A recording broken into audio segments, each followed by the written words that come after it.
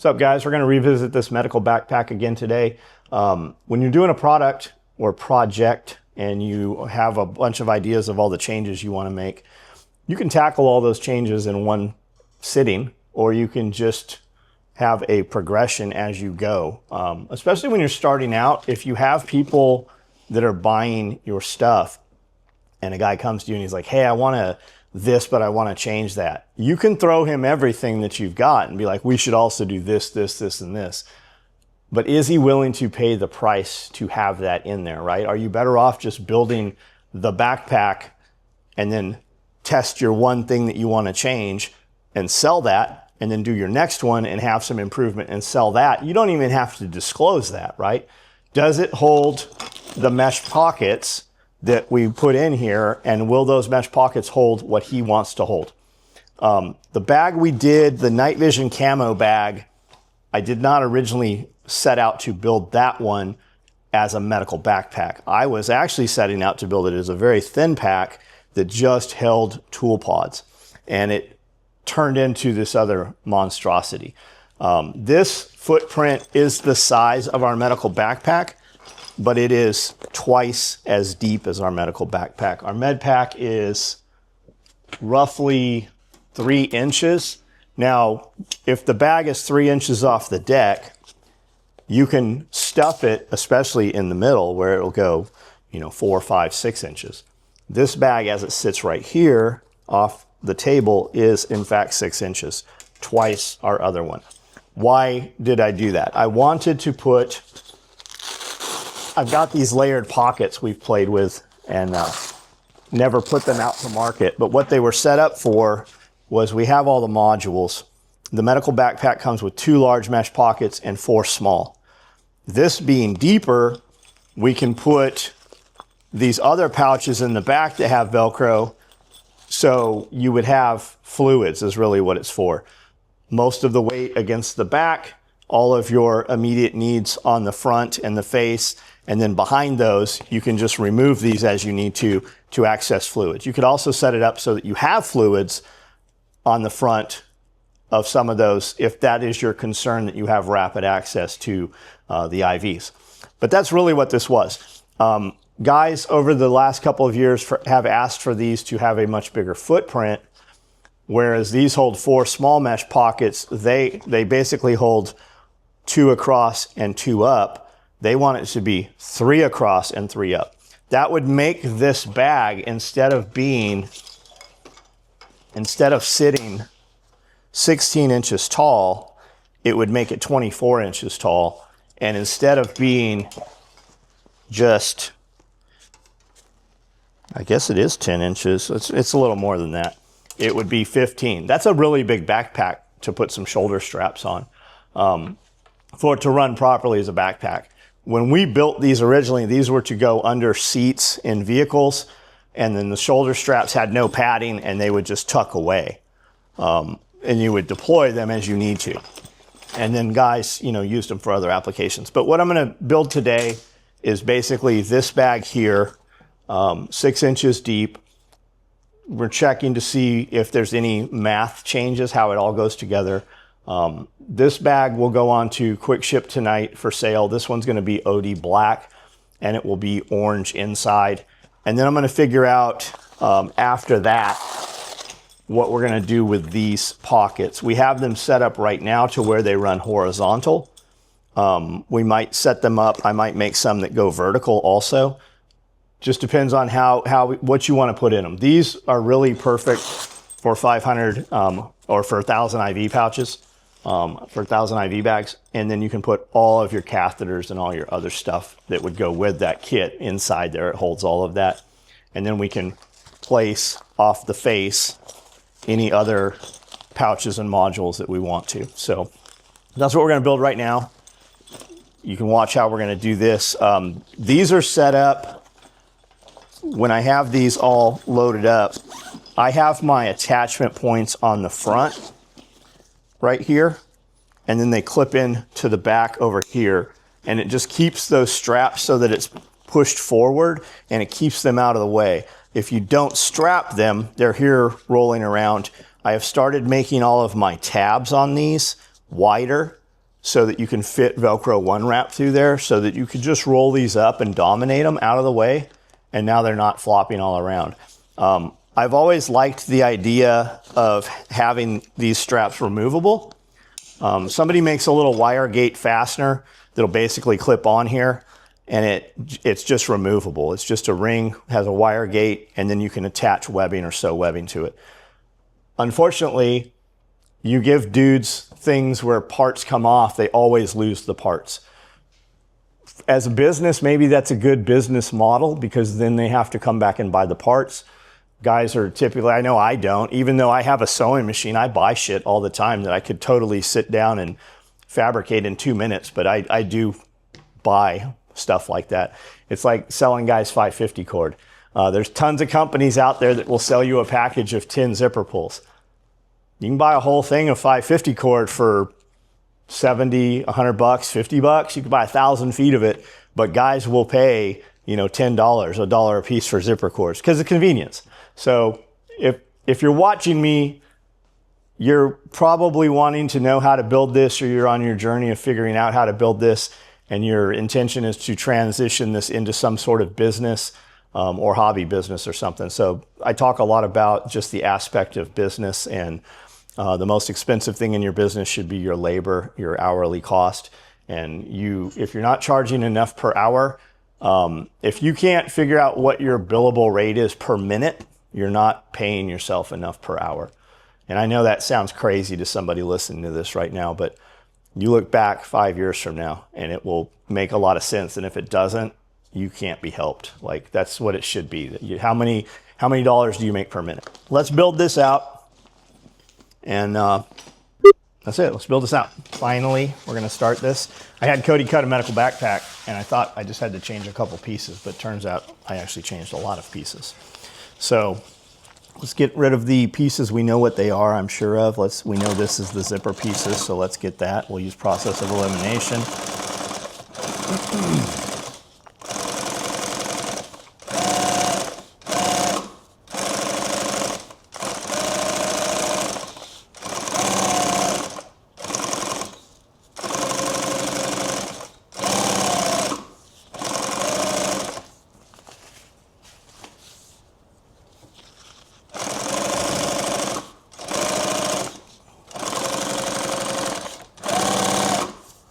Interesting. What is it? I'm coming up short on my zipper, even though I cut the zipper longer. It's puckering up. Is that from it being too tight? Yeah, tension's tight. Yeah, and which is what I was looking at when I flipped it. It's kind of coming up, but I had it to where I was over 1 inch long, and here I am.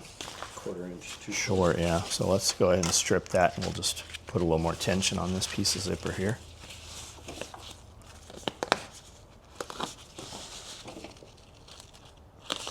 I'm cutting the thread, being careful not to cut the zipper.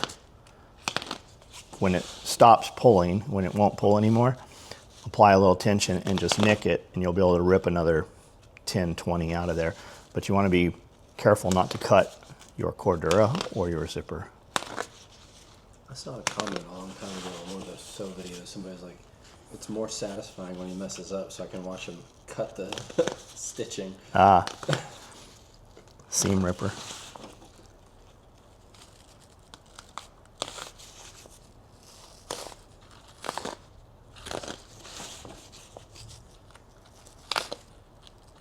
Now you could probably just rip this really hard, but it's going to stretch both pieces of material out. You're going to come out a lot longer than what you want to if you do apply a lot of tension like that.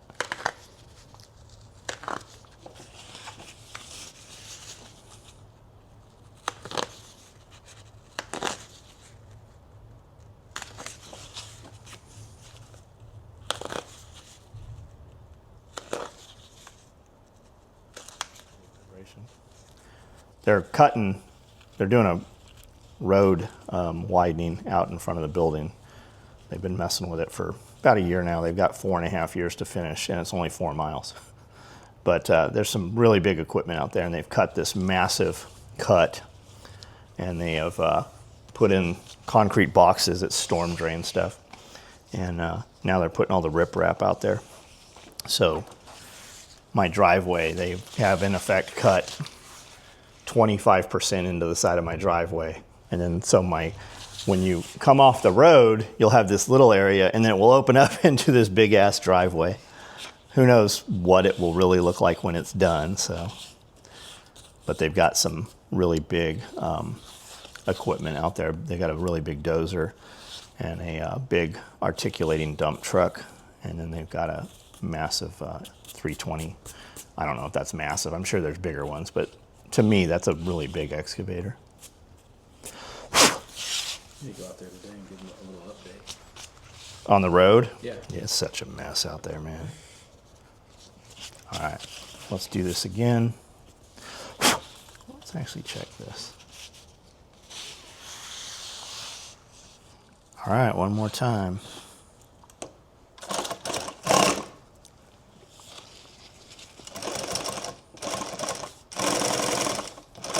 If you need more light, like spotted, just light, this Icon from Harbor Freight. This thing's great. They have another brand there, the blue brand. I don't remember what it's called, but the blue one, I don't even know if it's blue, but the brand is blue. They have a less costly one. I think this is $48. They got one that's 20. This runs twice as long, and it's twice as bright. At least it seems like it's twice as bright.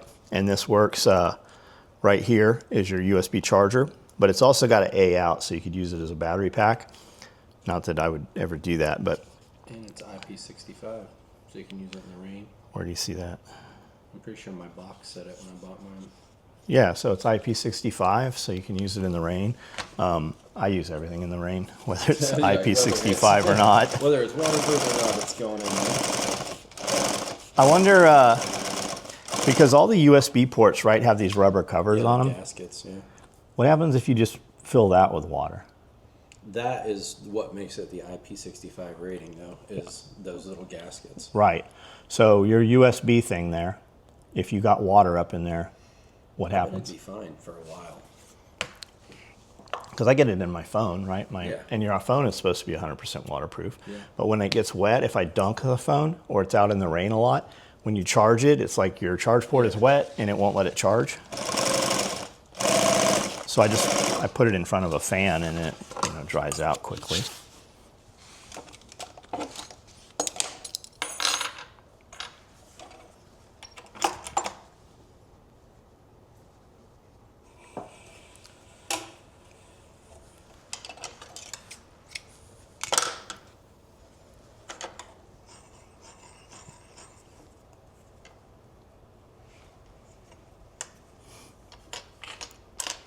I have too many bobbins here.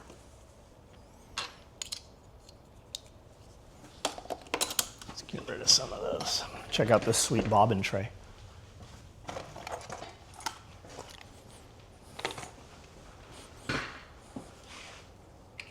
Oh, those are snap together corners. Mm-hmm. So you can, the leather holds its shape, but you can put it flat or you can roll it up. Same design I use on just Cordura ones, which will not hold the memory, but that leather's super nice. I made a bunch of, not a bunch, I made a handful of leather business card cases last night out of leather and Cordura.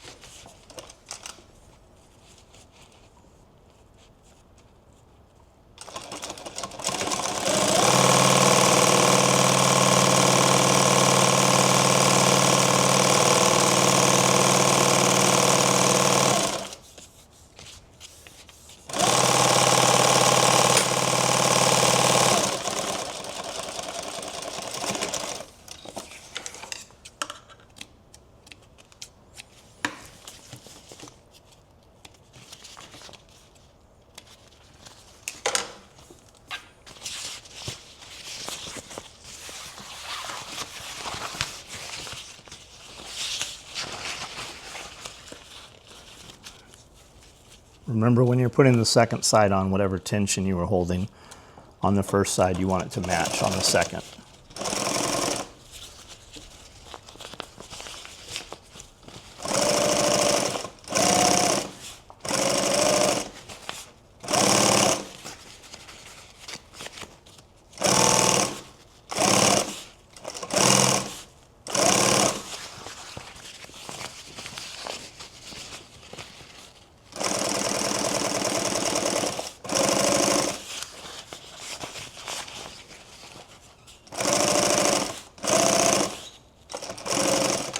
Where's Saudi Daisy?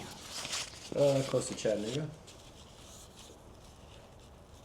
Before Chattanooga.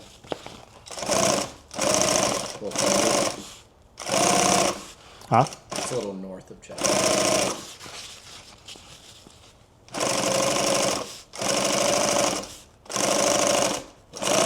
Huh? What's there? Some metal stuff.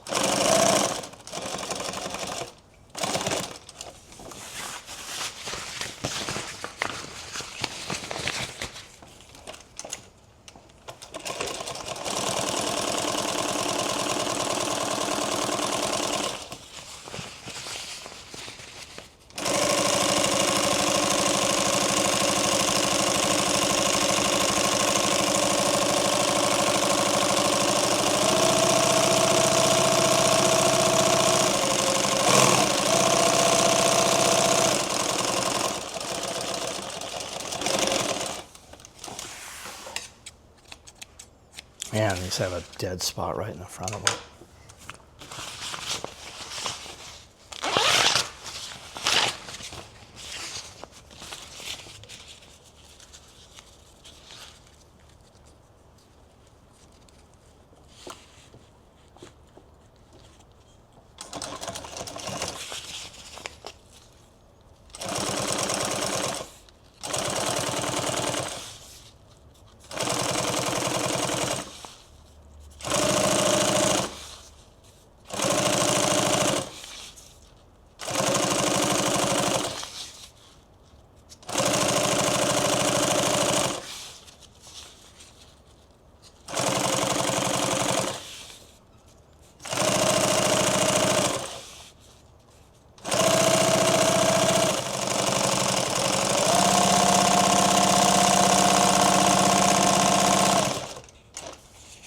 Someone? Nope, we're out.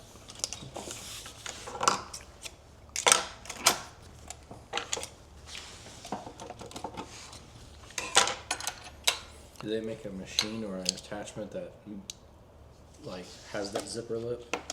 Like one pass? Yeah, somebody makes an attachment. I recently bought an attachment. It showed up a couple weeks later from China. I bought it off like just a targeted ad. I've not tried it, so I don't know how it works really. But yeah, they do. And if you had a machine set up, you could do both sides in one pass. They make, I've never used a Himmer. They make a piece that will slide this over and apply at the same time. But I've never had one that like tracked straight, like when I've tried them. It gets off and then back on, and it's just like... Yeah, it's kind of wavy, you know. That doesn't mean there's not one that works, but if you had a machine set up just for edge taping or just for that, it might.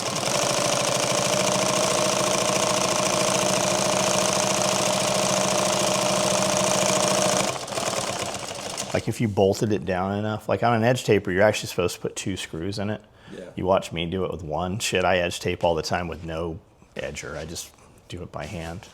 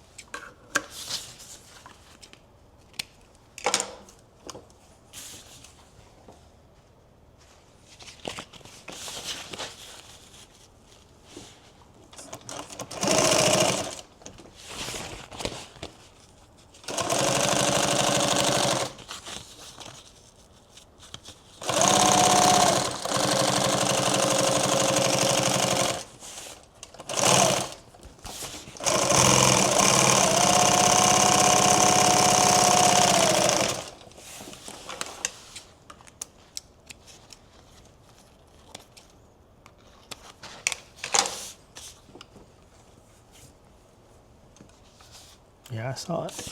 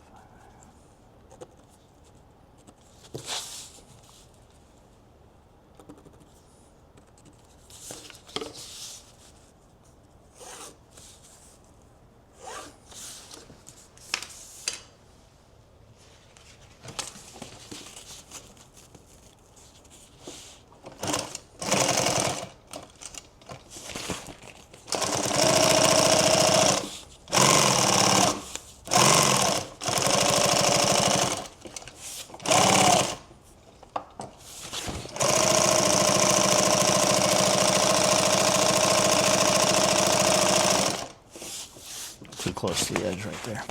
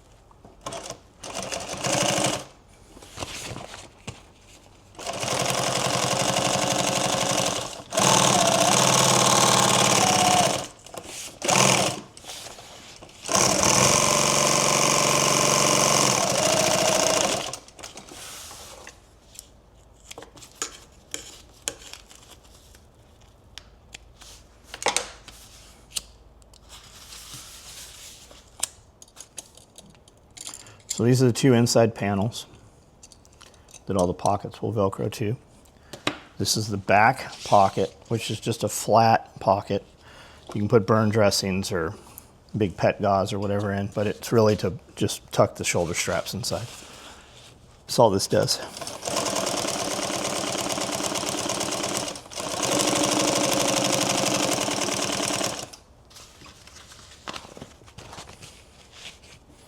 These are also pockets inside, just flat sleeve pockets.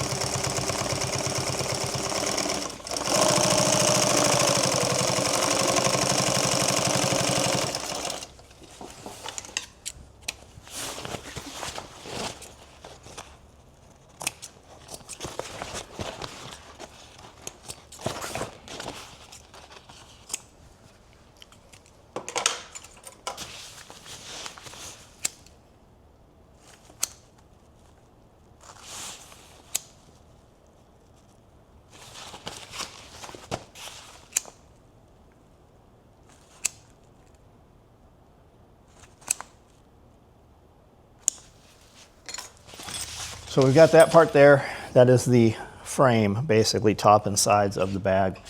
Oftentimes I'll start putting pals and handles and shit on, and I will forget to put the Velcro on, and you can't really go put the Velcro on after the fact. So here we are going to put the Velcro in here. Where do I want these? Yep, right there. So I'm going to put the Velcro in here right now.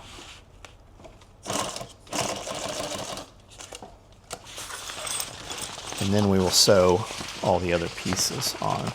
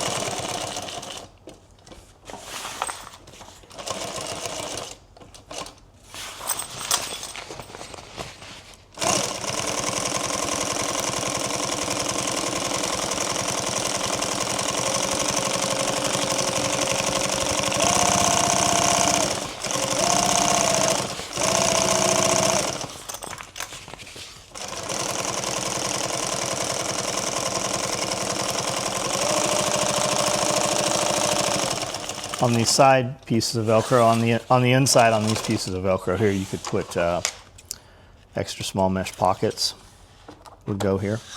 You could also put elastic cards there and just put the whole, you could put tourniquets all down. You could even fit probably tourniquets inboard, so you could just line the whole perimeter inside the wall with tourniquets.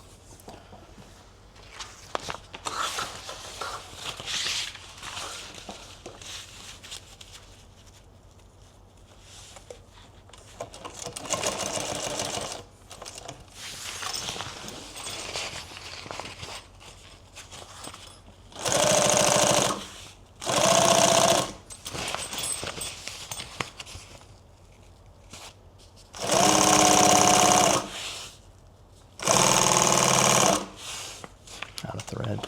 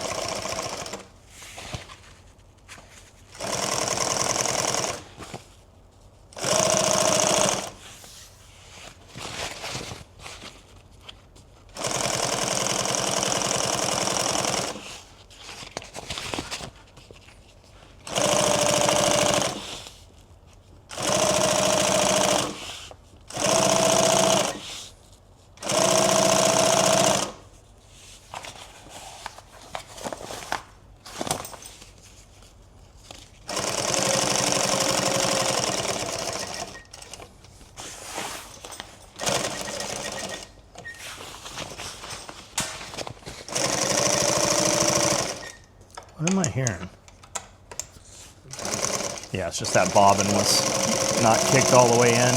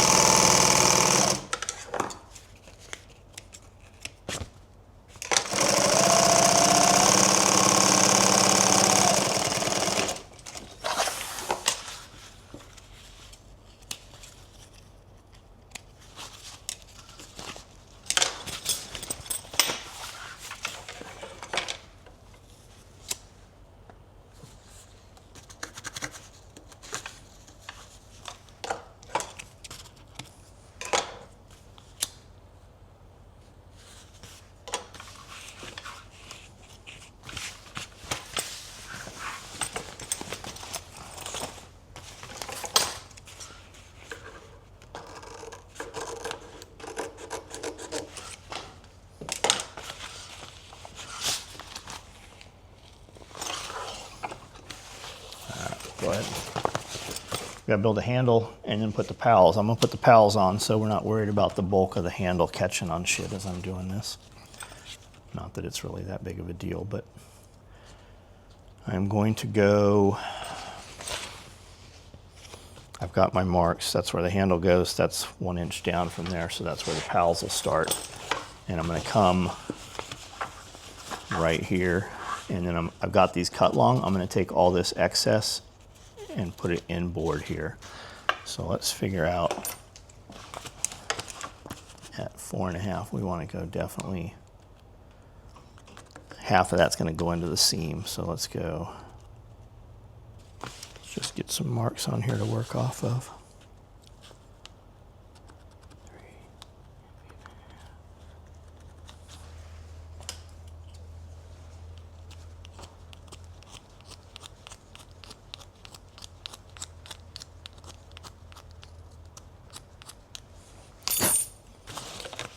You guys should check your webbing also. I'm going to use a piece of this 1 inch as a guide or a gauge. You'll see here in a second. But measure your 1 inch and make sure that it actually is 1 inch. Because if it's not, you go put all these marks on, you put all your pals in place, and then as you go down the line, your stuff doesn't mate up because you're considerably off because your webbing was not 1 inch. So check that and just kind of be aware of it. Let's see.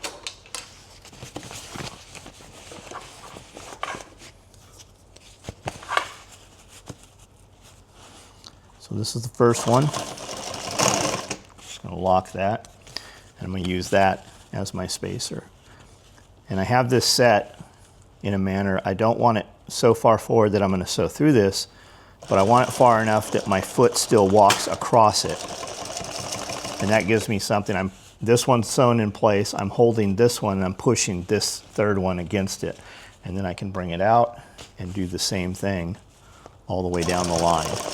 And that'll give you all your pals webbing, all of your webbing bars will all be spaced identical if you do that all the way down the line.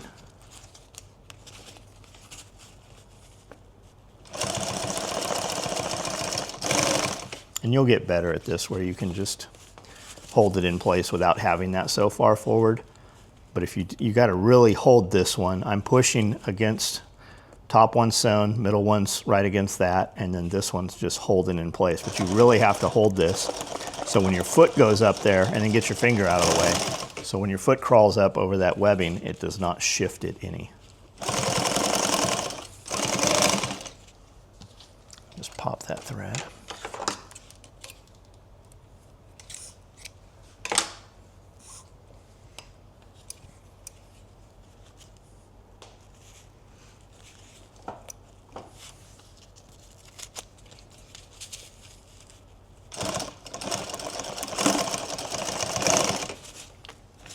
How many do we have? 1, 2, 3, 4, 5, 6, 7. I think that's too many.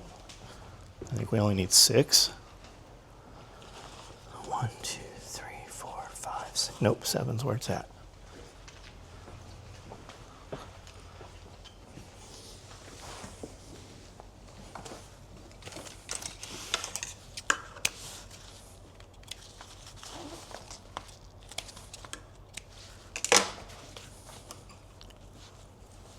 And I'm going to come, same exact thing right here. I've got my line there, and I've got my line right here. I'm going to sew my, that doesn't seem right. 1.5 inches, 3, 4.5. No, it is, okay. Now these ones, I didn't tack those first set all the way because I'm going to sew those. They're going to get caught several more times in the perimeter putting this together. Now this one here, these are not, so I'm going to tack these real well. Right there.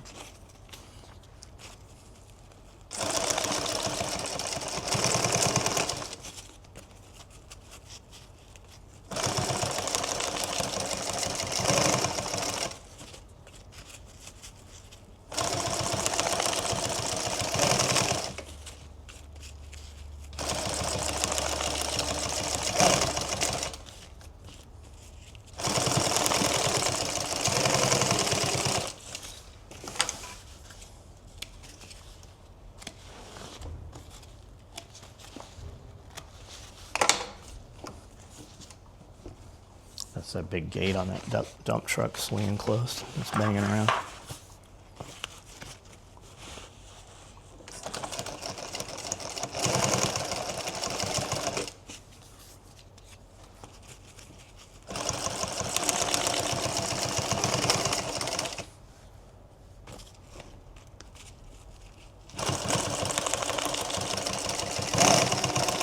Sewing over your pencil line, you know, and I didn't see it after you sewed it, and I forgot about it, and I was like, how the hell are you marking this? So it kind of like removes it when you sew over it.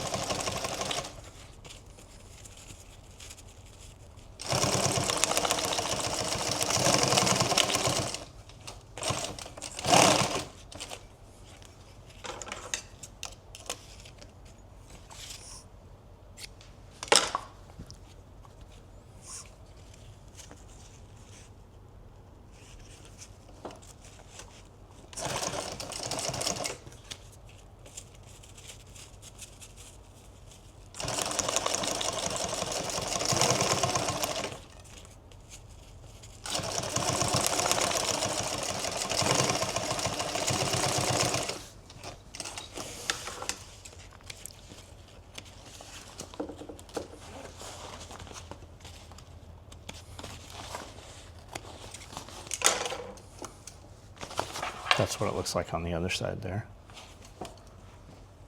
Now, we'll come back this way because I want to work on this side with my work outside the machine. So I'll catch this, and I'm going to tack this on this stitch line right here. Yep, I'm going to actually tack it out. Sometimes you just don't have room when you're working on the bags, and you end up having to come further in to put your webbing on there, and you'll come into the zipper. And when you tack this on, it's kind of chewing the zipper up. I've not ever had a problem with it, but I try to build it so that I'm not sewing all of this through that zipper track. Not that you can't, but that zipper track's kind of delicate compared to the rest of the materials.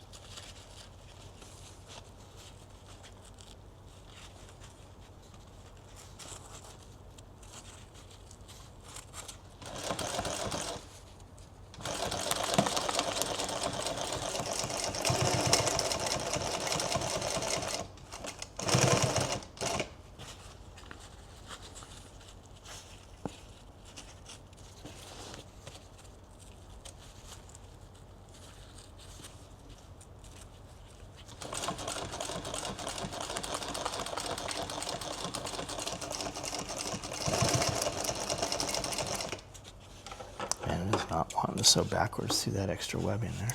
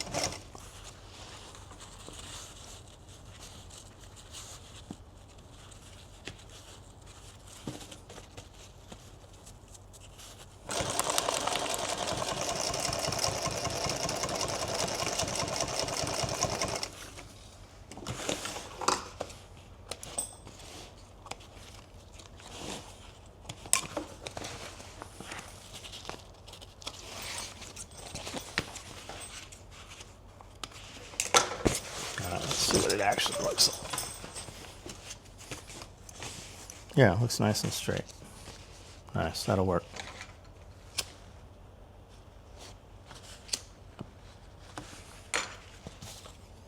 Shift on there, nope. All right, same exact thing here.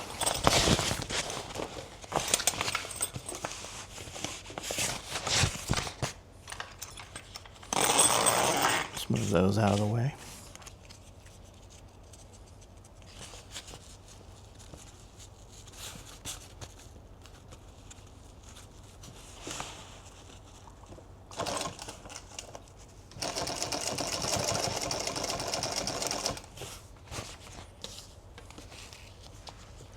Why do I have too few of these? How many did I put on this?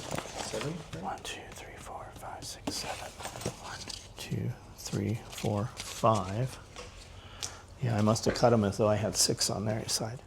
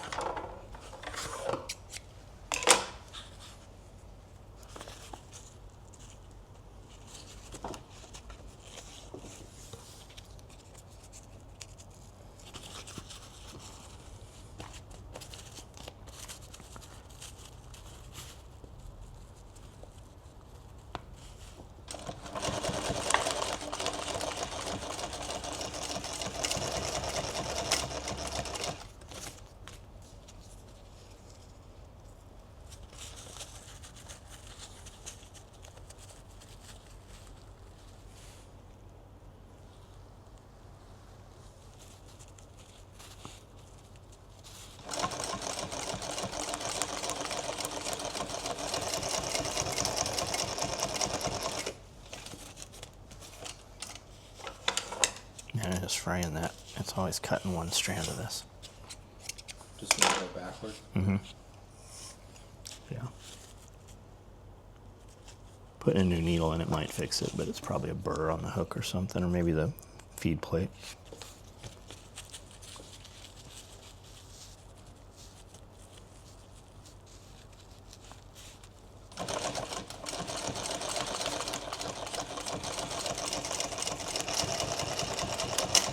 Hear it right there? Yeah. Kind of crunchy.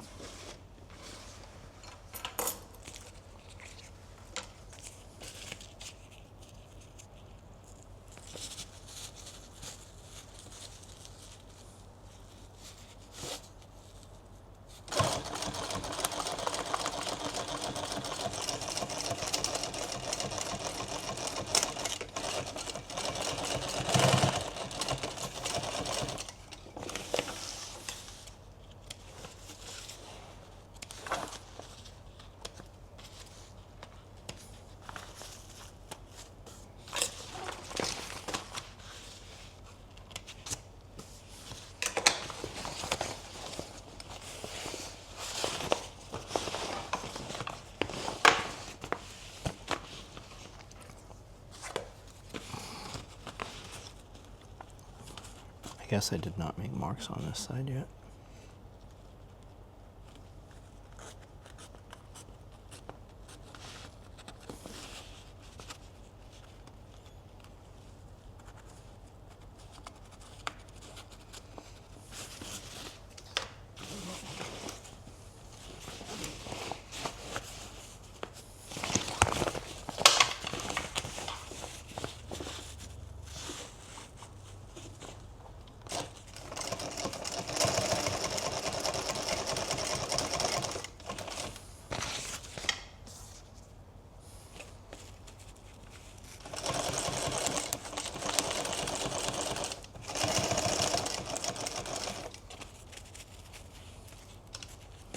I think I've got shift here. It looks like I'm pointing downhill from where I want to be.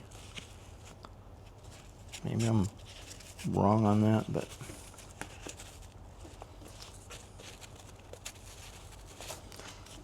I'm going to pull those two and re-angle them.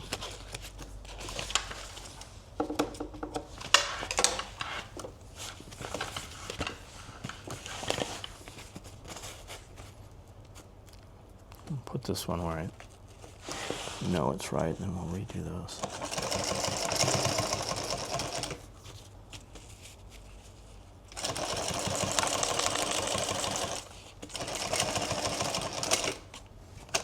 Yeah, it's really tearing that thread up on the back.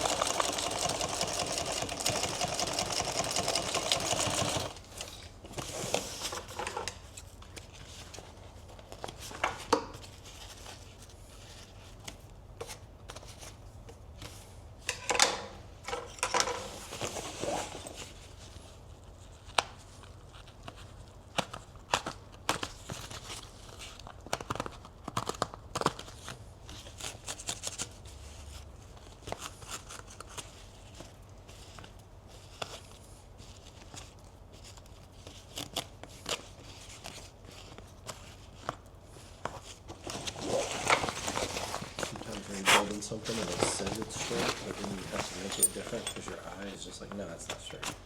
Oh yeah, yeah, that's what just happened.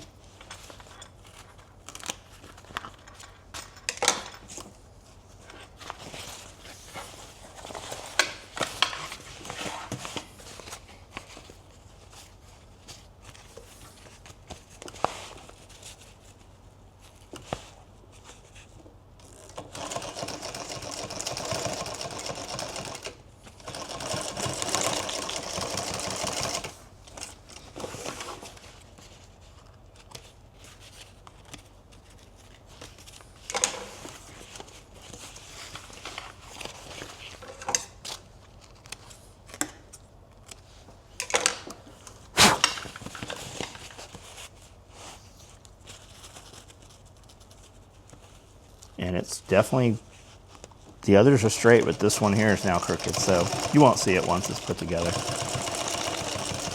And anything will still mount up. It'll still weave in.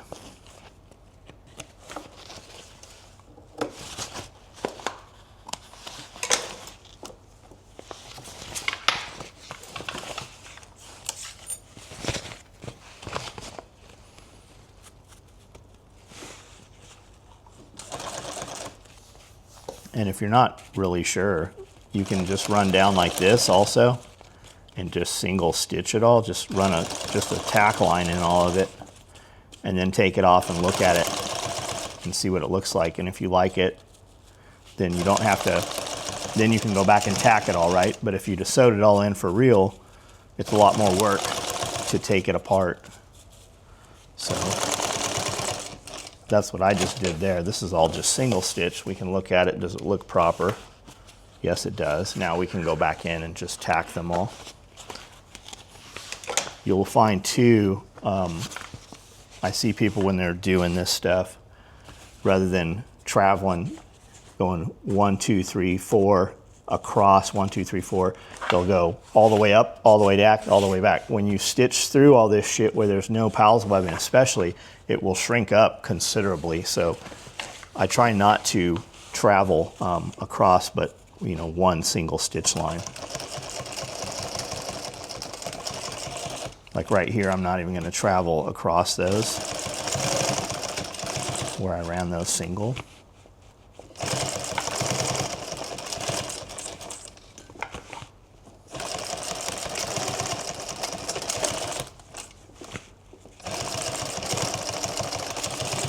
Plus it's pretty bold. When you go across it double like that, it really makes it darker.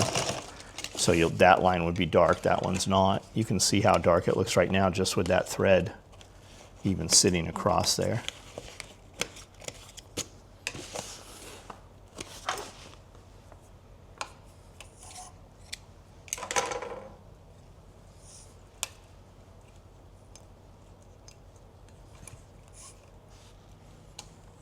And this is that other thread. This isn't A&E. That might be why this shit's chewing up so bad on the back.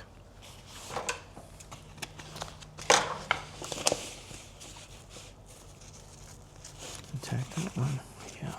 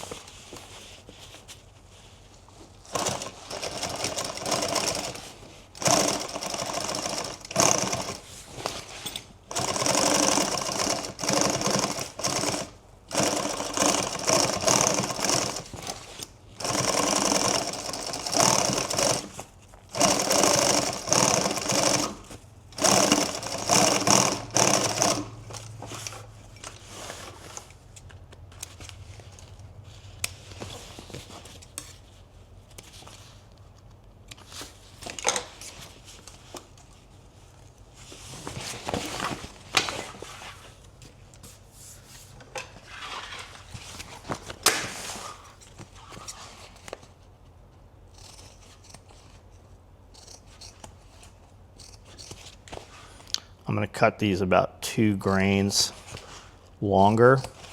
That'll give me something easier to hit with the torch or the hot knife and not hit that edge of Cordura there so that I don't burn that up. And if all you have is a lighter, you can just hit it. You can dwell on there back and forth, get it nice and melty, and then just slide across it with the edge of the lighter, and it'll give it a nice lock. It'll put a nice flat scab on it.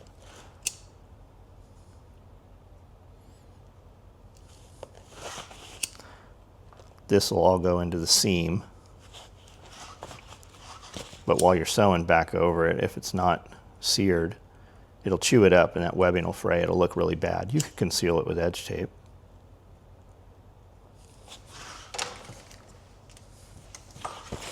All right, so there's our 2 sides. That's the top and the sides. And hopefully, when we hold these mirrored, they line up, and they do. They line up perfectly. So there's that. Let's build this handle here. I want a more robust handle on this bag than just the loose tubular webbing on the normal one. A more rigid handle. So I'm going to take this piece of 1 inch here and put it inside of this 2 inch right here.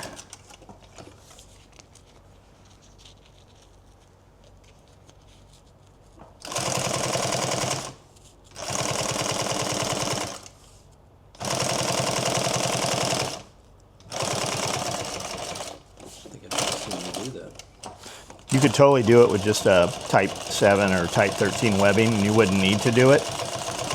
But we'll show them this right here. Looks pretty good too. Yeah, that's really cool. I didn't even notice it on that other bag. And then right here, let me double check this.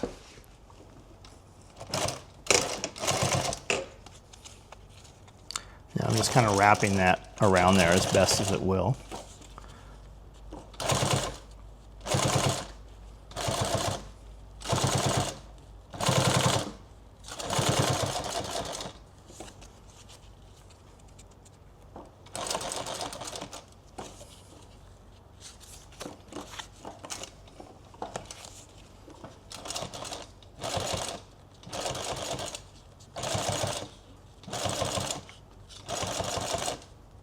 And if you're worried about having your hand that close to that needle, you can totally hold that down with your little screwdriver. And now I'm going to come by and just catch these edges. If you look at this other side here where it's not stitched down yet, you don't have to do that, but I'm going to go ahead and come across and stitch that edge down all the way.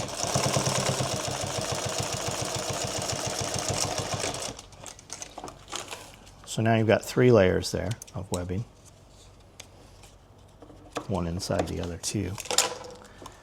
And when we bow this up a little bit and then tack this down, it gives us a nice prominent handle that you can grab. You've got a good purchase and you can feel it, and it'll keep it bowed up there a little bit.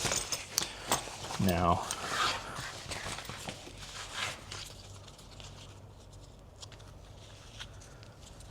I had it just like that. That's what those marks are for. So it's up there just enough. You can get your hand under with a glove, but it's not up enough that it's really catching on anything. And if you're worried about it, you can always punch a grommet and then tie it down, you know, just have it looped down with some cord or bungee or whatever you want to do.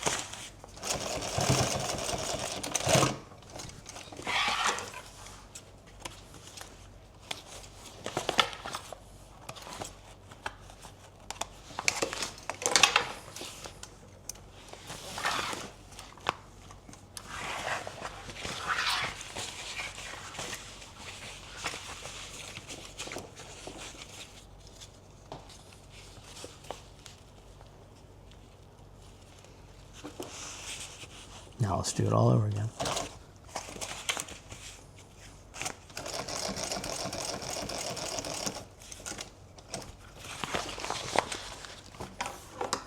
Six stitches is how wide I made that box, so we'll duplicate that. 1, 2, 3, 4, 5, 6. Does that come out the same? 1.25 inches. 1.25 it does. It's exactly.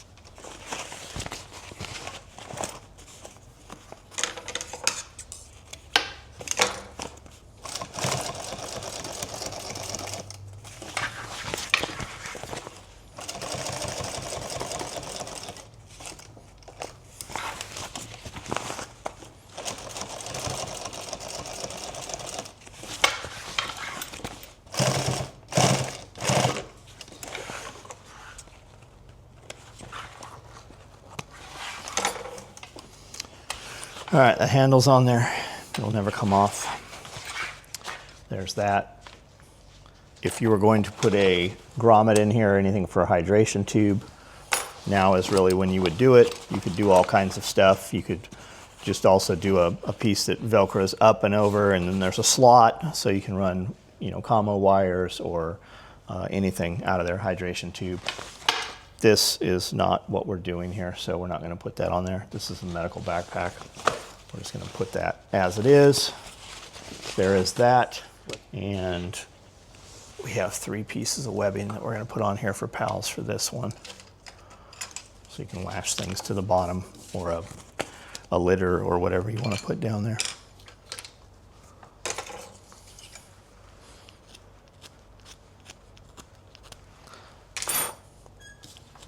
I was like, how's the bottom so small? And then I realized, oh, it's because it opens all the way.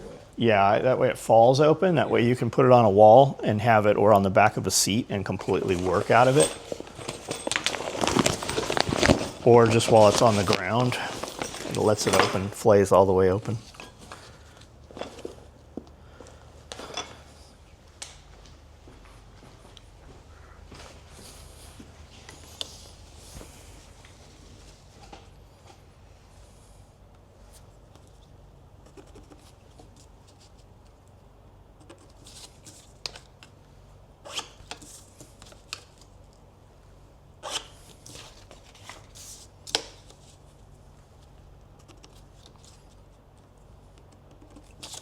Because I'm putting pals on here, I'm going to build this as a separate piece and then put these edges in there and lock them in. I'm not going to do the deal where I flip it inside out because I got to get this webbing staged on here properly. So I'm going to run this right here.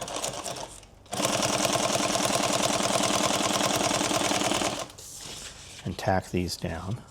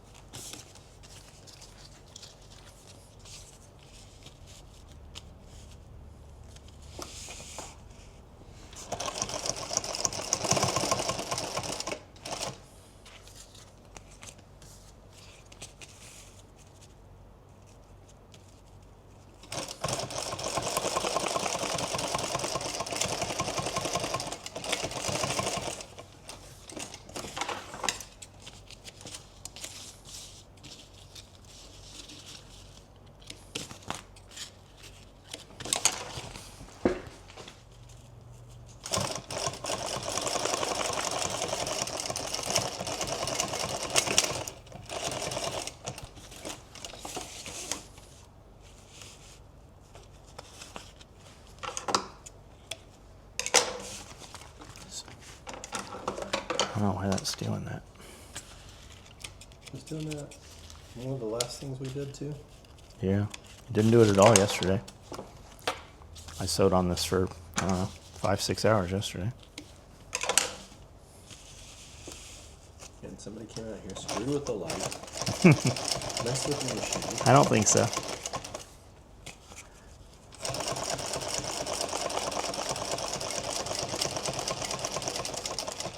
Maybe it's because you're a crazy ex-girlfriend put a curse on you. I don't think so. That's yours. She put a curse on me. No, I bet you probably ran into some craziness in California. It only appears when you're around.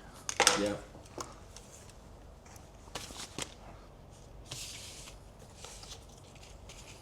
All right, so I've got this grid here set.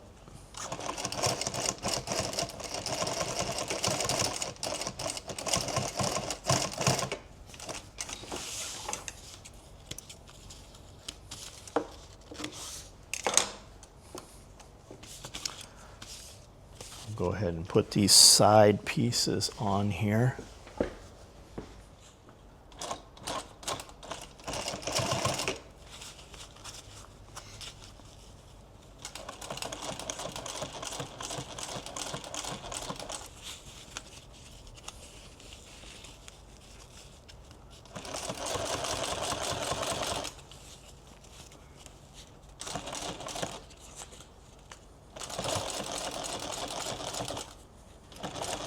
Not a thread. None of that even sewed.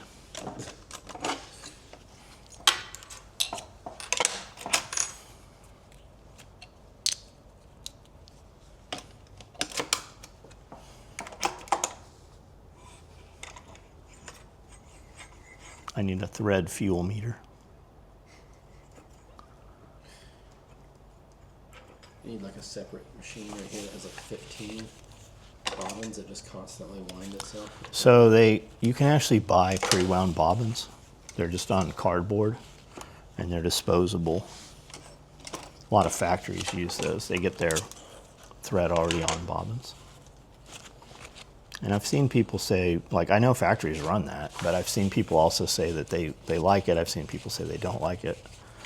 I would suppose it depends on maybe how your machine's tuned, but also what thread you get to.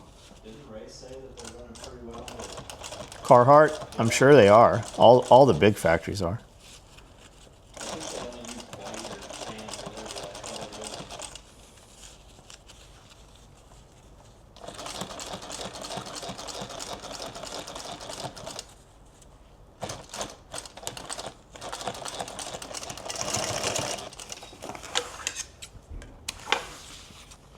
Well, they are cutting the hill down and moving dirt Yeah, a lot of it. to that second driveway at the gas station there. Is that what's going on? Yep.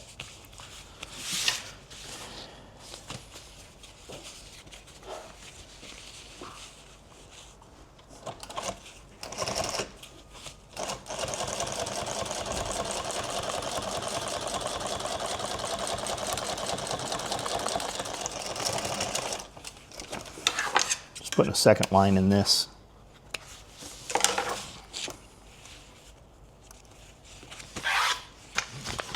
We'll go ahead and come over here, catch the same thing. Actually, before I'm fighting that, we'll go ahead and get these tacked down before I'm working inside the circle on both sides.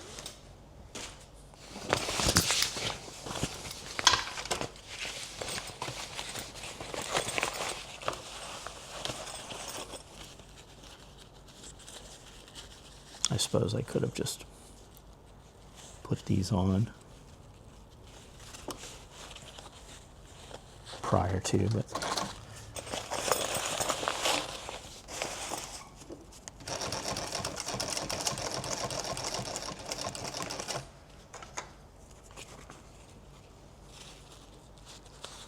all right. So what are you doing this weekend? You're getting up at 3 in the morning 3 in the morning.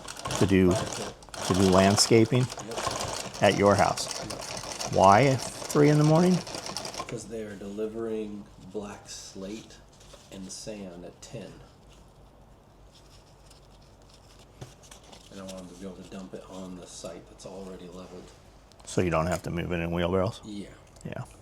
Because if not, they're going to dump it on a tarp in the front yard. Yeah, and then you got to lift it, and then you also got to dump it, and then you got to spread it. Yep. So if you have your site prep done, they'll just back up to it, and Dump it straight into the site. you just have like concrete forms basically built that it's going to go into, or I have, it's like a huge 8-inch deep, like garden area for the fire pit, and it's got a grade. It's supposed to go up 4 inches to wash away the water. And right now it's setting level at 8 inches, so I need to take one side down 4 and make it all completely graded. is that dirt right now? Yeah. But it's like perfect dirt, like it looks like concrete. Yeah. 'Cause it's so You tamped it? Yeah. Do you have a tamper, compressor, vibratory tamper? My dad does.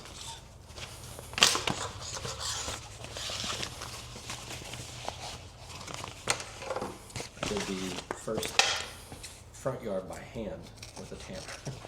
And that took like 6 hours and blisters. Like a walk behind? Yeah.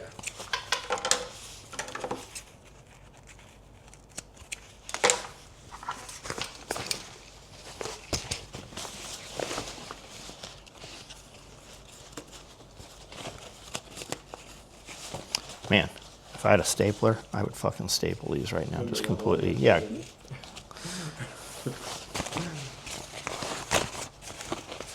need to get Amanda's little one on the side of the desk. I'll lose it.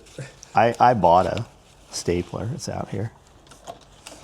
When I bought that cool ass desk, I'm like, I want some other office supplies from this time period. I have a big ass cast iron tape dispenser coming.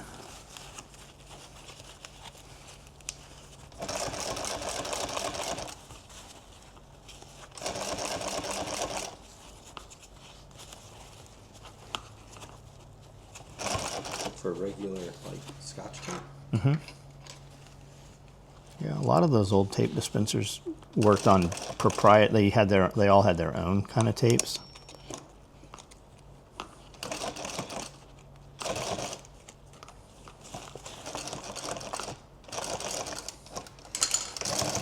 Isn't it weird how there's like only one brand of tape now? They've all been, you know why? They all been bought by that same tape. And there's not just one brand, but it's all, standardized.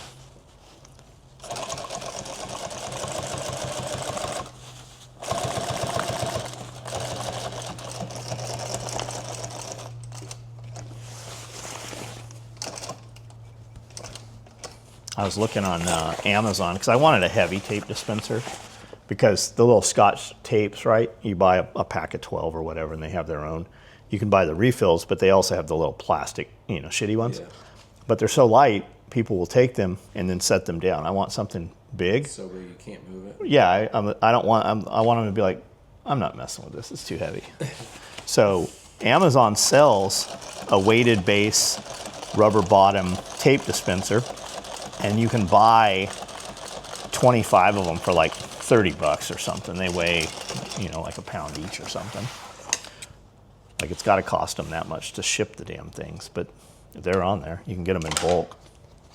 I remember the ones at school, like the brown ones with the rubber on the bottom. When you pick So- those up, they were heavy. Yeah, the most sought after ones are called whales because they look like a whale, and they were made by 3M.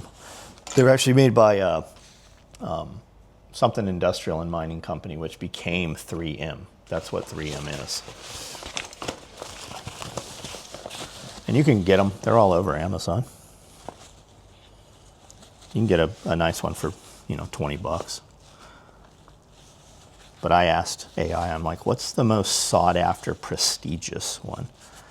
And it showed me them. So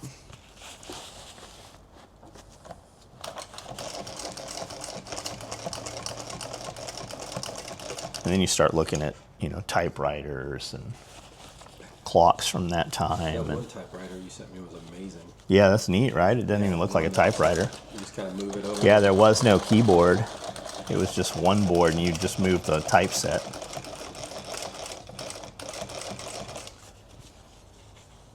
I thought I was going to have another stencil cutter. Guy had one in Murfreesboro. It was 500. He lowered it to 200, and it was late at night. It was like 10 o'clock, and I'm like, hey, I'm in Murfreesboro right now. I'll come buy this. And by the time he got back to me, we were already like an hour out of town. So I'm like, hey, if you ever get over by me, I'll definitely buy this. Or otherwise, I'll hit you up next time I'm in town. And then on Monday, he marked it sold. Somebody bought it. Which is weird. I think it's probably because I have been talking about them so much. So somebody on my feed probably bought it. Because when I was watching all the other ones, they sat there for like 6 months. And they're still for sale. All right, there's the bottom. There's the sides and the top. And I know you really, really like watching these videos, so no fret for you. We're not even halfway done.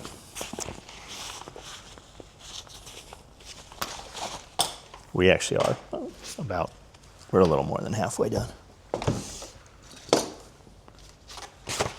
Okay, there's the back, there's those.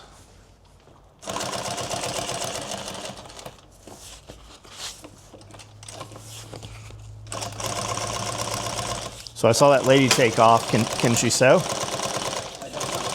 She was here for a few hours, so I mean, she obviously wasn't discouraged by it.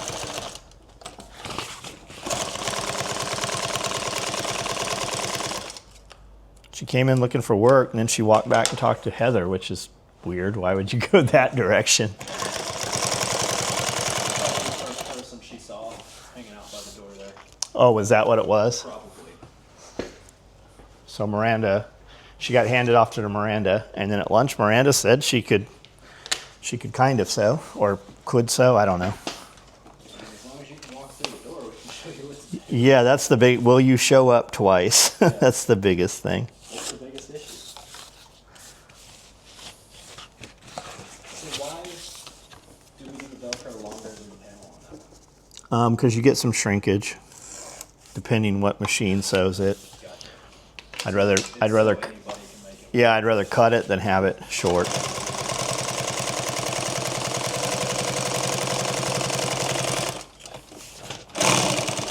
Did you see that cut that thread? And I have a dead spot in these scissors. Somebody picked them up and cut. They were brand new when I brought them in here. Somebody cut something with them that shouldn't have been. We need the haircutting sharpener again. The money he would charge to sharpen these scissors, I can buy another pair for $12.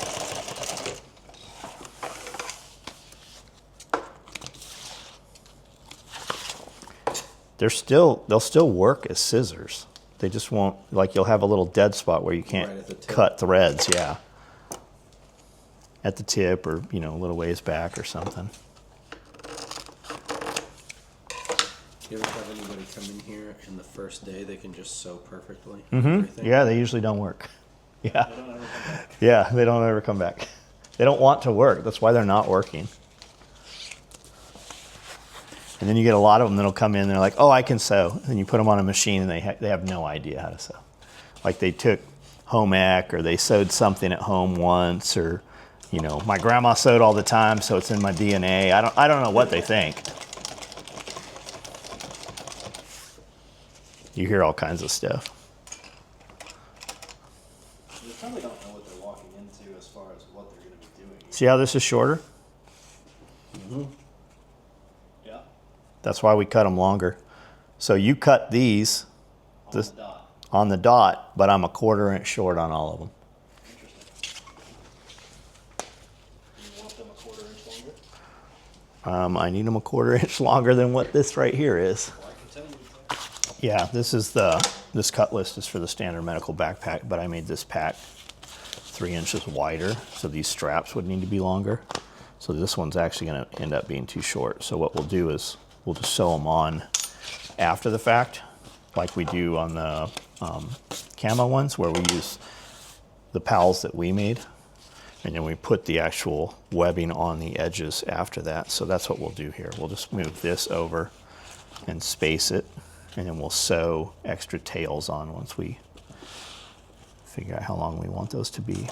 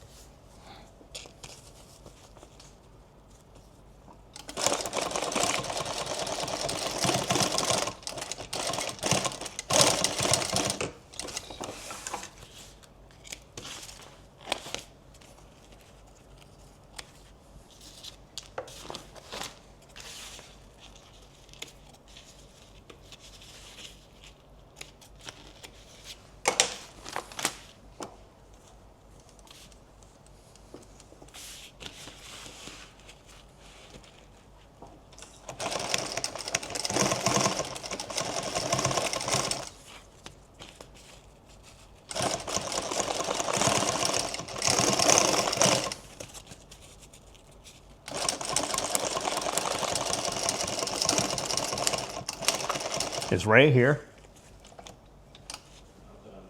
He said he's coming in Friday. He had me order some parts, and he said some belt dressing and a couple other things. Yeah, he's not here. Okay. When you see him, I need to get him to come out here and probably put a hook or something in this. Because it keeps breaking. Yeah, oh yeah, well, it's just not wanting to sew backwards at all. Yeah. That's where it backlashed. It just cut that little thread, and then it works through back into, but it's got this extra piece right there. It like cuts it and then picks it back up. I hate having my machine worked on though. Usually when you fix a problem, it amplifies another problem somewhere. It's like when you fix your transmission, something goes wrong somewhere else in the car. Luckily, man, I've put a new transmission in, but I've never like had a transmission worked on.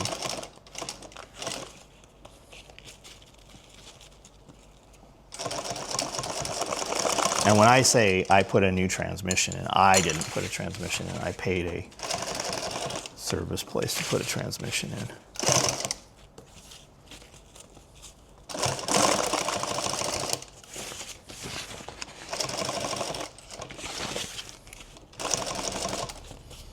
This is how sewing on that 111 will be, that black machine over there, because there's no reverse.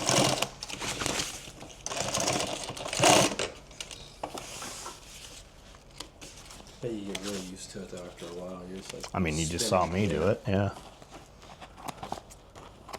And I don't think I've ever had a machine without a reverse, but I can still, manage it.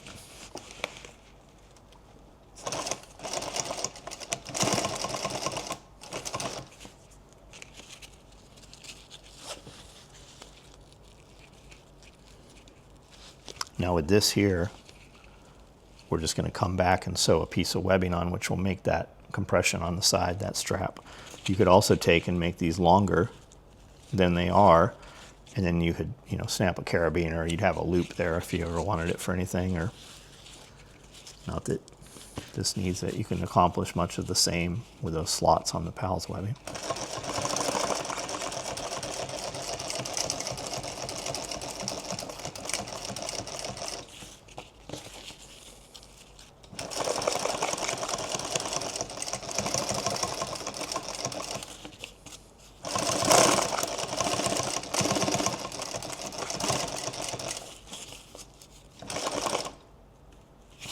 That's the one I needed to fold under.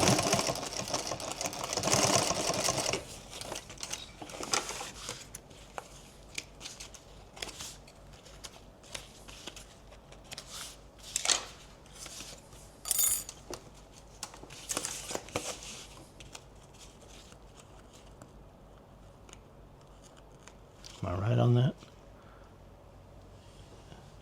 There's two in between this one. Yeah, it's the top. Yeah, so I've got this one wrong here. Yeah, I need to do the top one.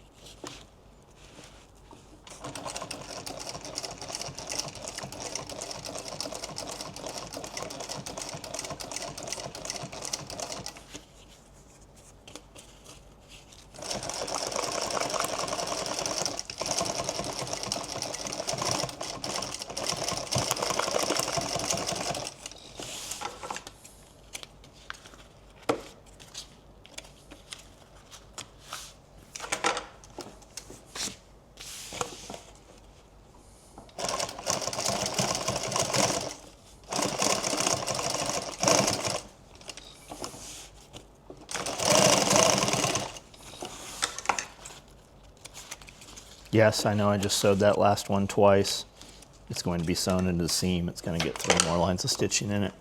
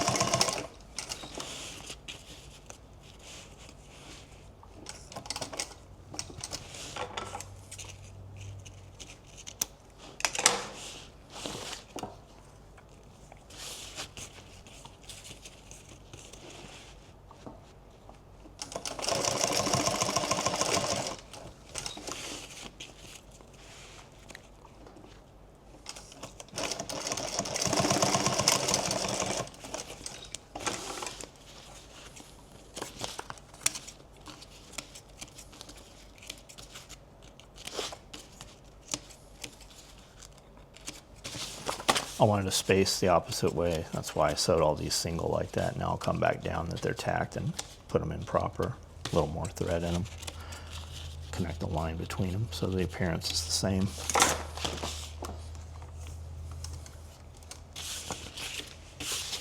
That way they don't shift. That way they're in the same manner.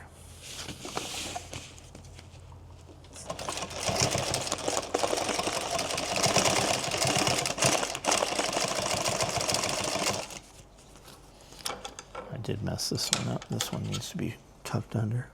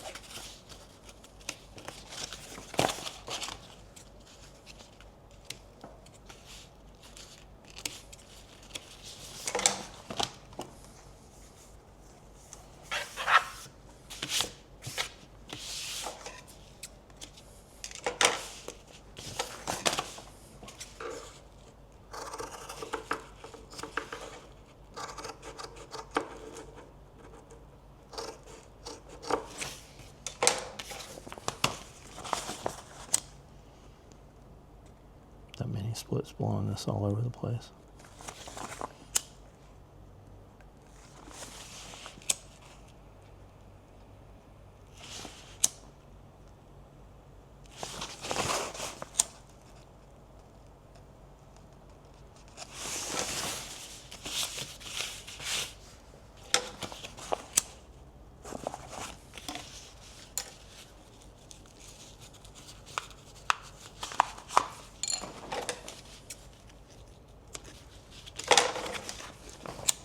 It hits the light, then comes down. Maybe. I didn't notice it at all yesterday. None. We're going to make these loops. These loops are pretty big anyways. So if the webbing ended up being longer than you needed, you could definitely roll it up and get it out of your way.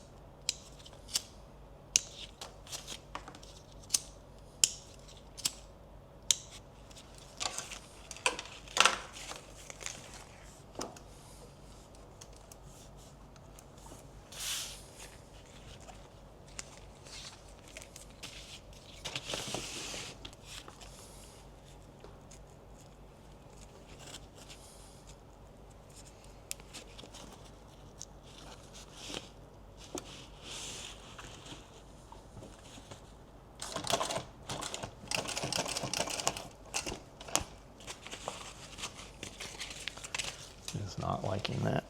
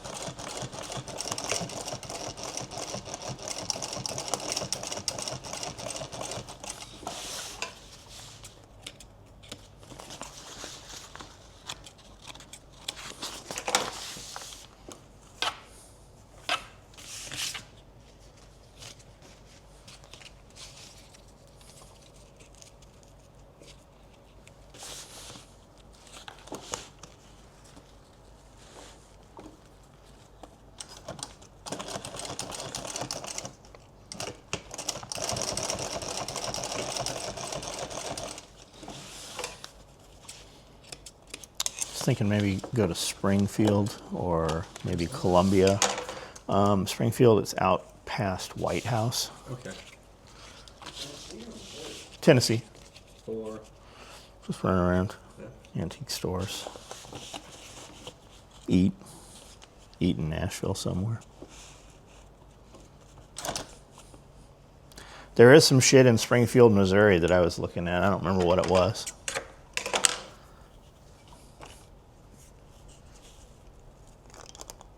That was just the first thing I thought when you said Springfield. Yeah, that's where we went for the Overland Expo.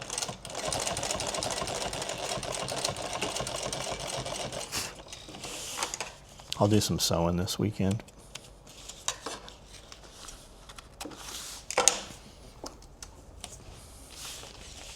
All right, that's the front. While we have it here, let's go ahead and put this on here. Anything that needs to be addressed here? Not really.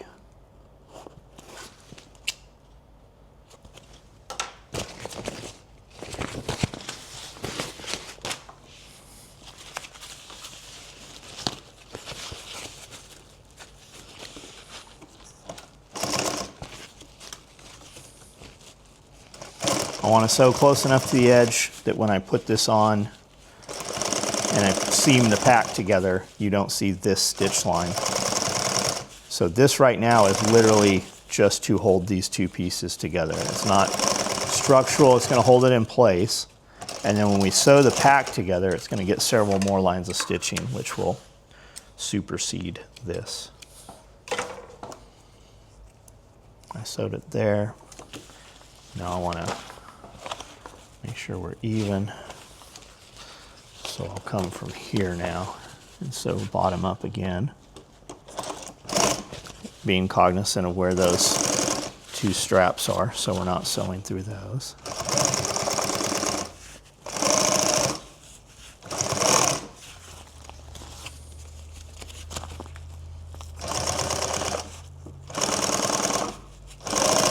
Maybe Memphis.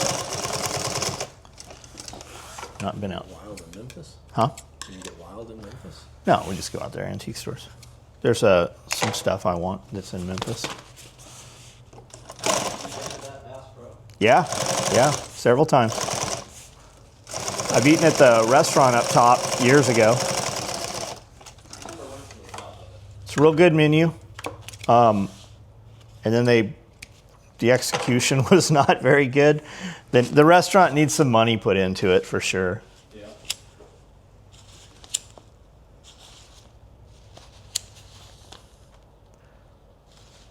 Everything up there that happens though has to come up fucking a massive elevator. Yeah. I'm sure they have a secondary elevator somewhere. I'm sure they're not using the same. There's got to be a freight elevator for that thing. But you have to pay to go up there. Yeah. I don't know if you get a voucher if you eat at the restaurant. I don't think you do. I think you still.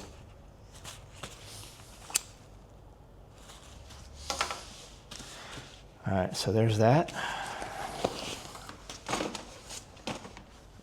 And then let's get the shoulder strap attachments affixed.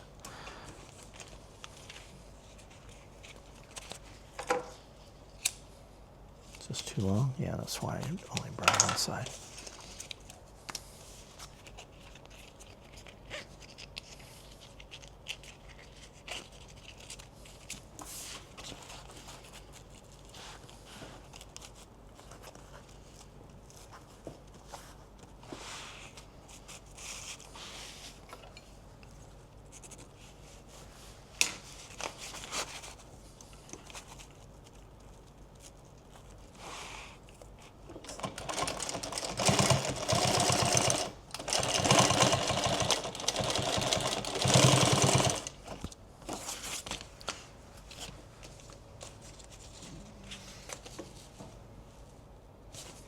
I don't have those high enough. I'm not concealing enough of it. Those are too far down. We're going to fully cover them with this, so.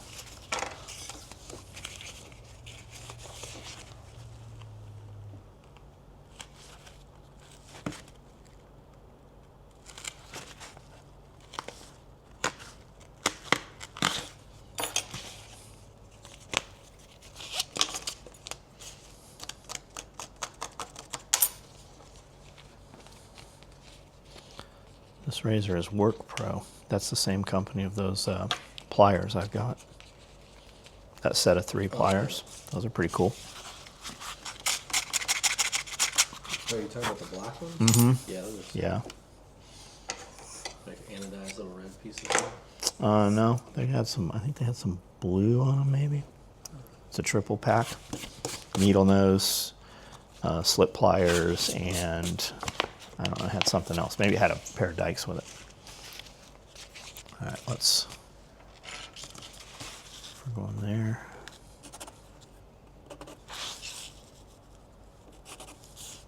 That's how far it needs to be.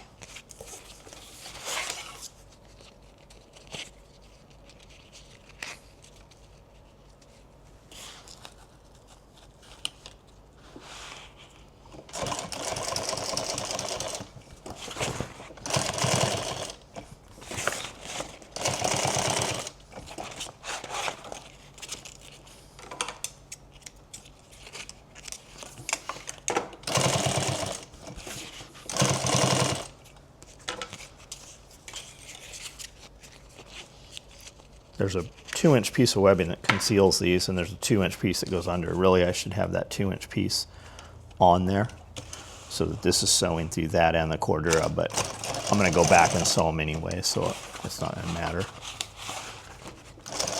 And you could totally tack these down and box X them or do whatever, but again, we're going to sew through it when we put all that other stuff on there, so it doesn't matter. A lot of times we spend a lot of time sewing and a lot of effort on a lot of stuff that just doesn't have any, makes no difference, has no bearing.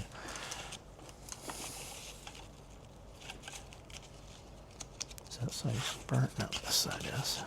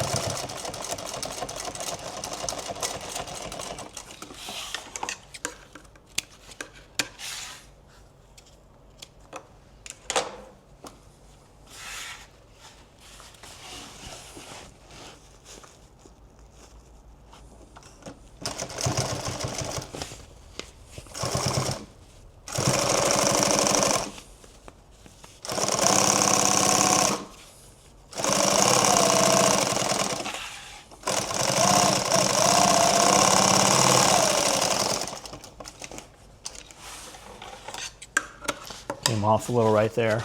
Not gonna worry about that. It's gonna get caught in the seam when we sew this all together.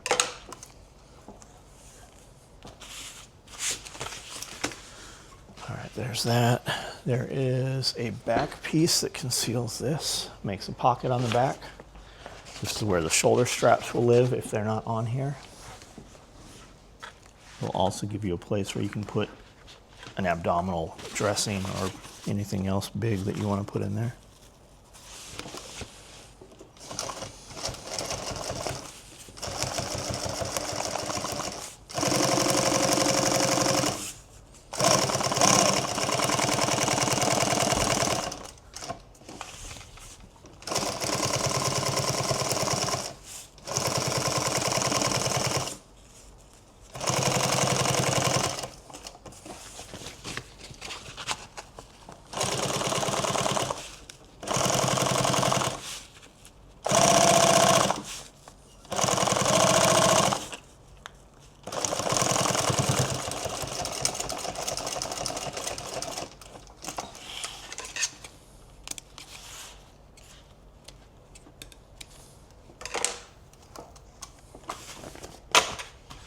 Okay, there we go. Now we need to figure out where the straps are going to cross. And then we need to affix the hardware at that proper spacing. So the way we're going to do that is right here. We have lots of extra parts, as you see. From the normal build, I changed all of this stuff. This is all the stuff we didn't use. So we're just going to set these right here.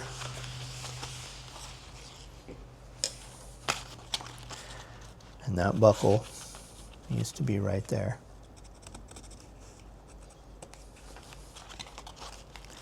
And that buckle needs to be right there. So if I go to Columbia, there's always cool shit in Columbia. Cool antique stores and stuff. And there's a restaurant there called Buck and Board. It's a charcuterie restaurant. The food's very good. There's only like maybe 10 tables in the whole place. It's small, but its food's amazing. And then if we go to Springfield, we can eat, I don't know, anywhere. There's all kinds of cool places in Springfield. Or come back into Nashville. There was something in McMinnville I wanted to, but I don't want to drive all the way to fucking McMinnville, man. That was a long trip. It's out there. That was a really long trip. I just drove home that way the other day. HVAC job out there. It's so pretty out there.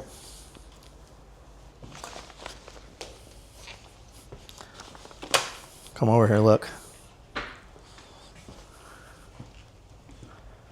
Look at all the excess pieces, all the scraps and thread and shit.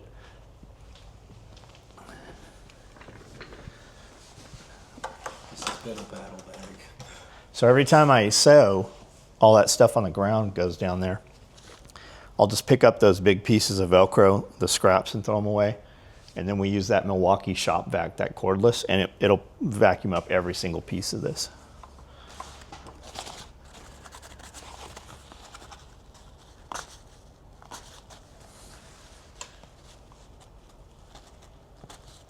Got a little burn there. I mean, oh, you know what that is? That's probably Sharpie or black colored pencil. All right, so we need to get those buckles in place there. Those will be probably 2.5-inch pieces, maybe 3. What do I have here? 3s. Okay, so that's what those will be. This was the original Powell's webbing. Those will be the points for the shoulder pads to clip into. I am one short on this. Those will be the lower points. These are shoulders here. That's part of shoulders. Let's just cut one of these pals a little shorter.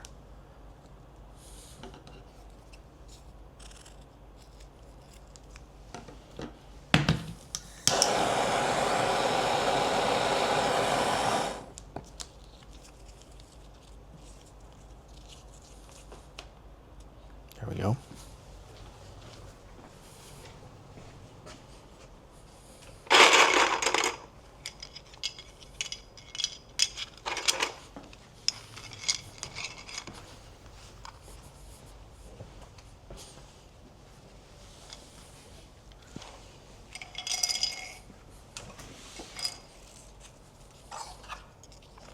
Now we want to be cognizant. That's how you want to put it, but that would be wrong because they're actually going to go this way. So we want to put them words up while the back is facing up here.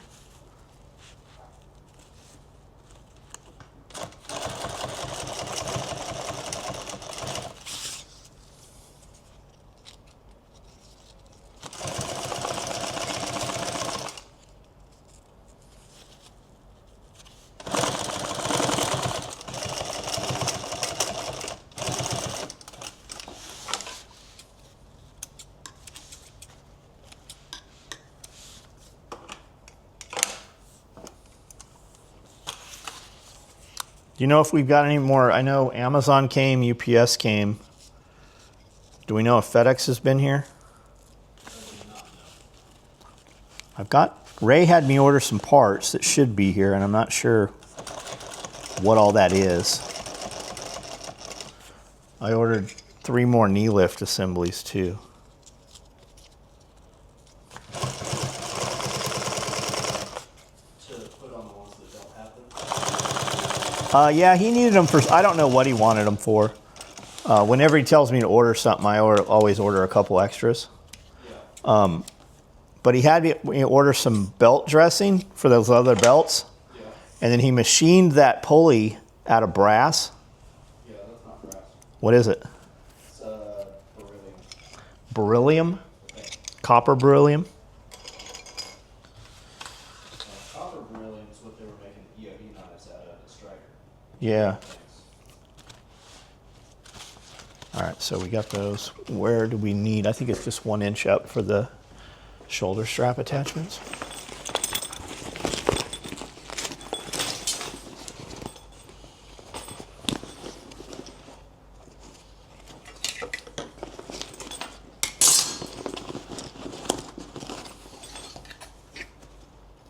Yeah, it is just 1 inch up. So what are these? 3. We'll go with that. 3 sounds good. And we're going to kick these up at an angle. Now these ones stay on the back. They don't flip over, so the words, the face will be opposite.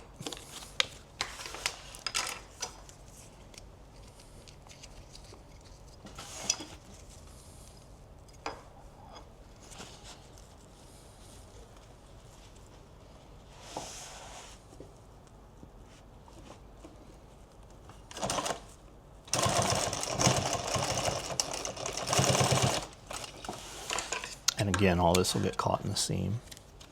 Or we could go to Clarksville, run around Clarksville. That restaurant that I liked, Locker 17 or whatever, it was in the little amusement park place there. They had it was a real good bar and grill. Closed down, it's gone. Where the indoor go-karts and bowling and all that shit is. You know, the restaurant there is gone.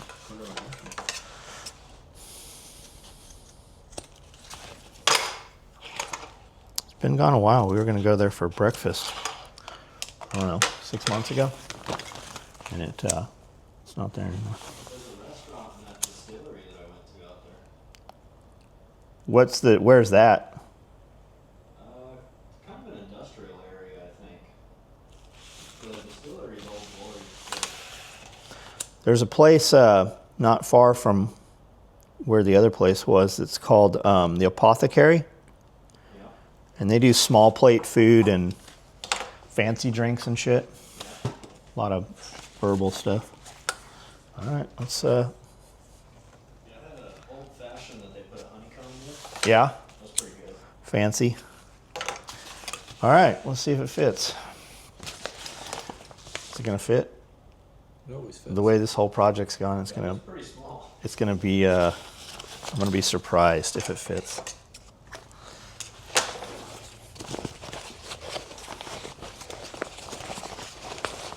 Let's find bottom first of all.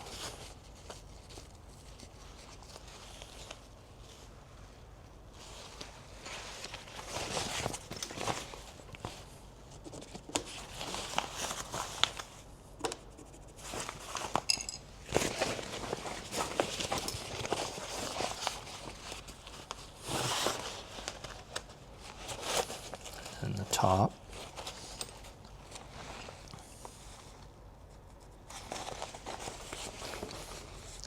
You know what I saw them making in Clarksville? It's probably been a year. They were putting a Jack in the Box out there. I know they have a Wawa now. I don't know what that is. Wawa is a gas station that has like extremely good food. What's the Weigels?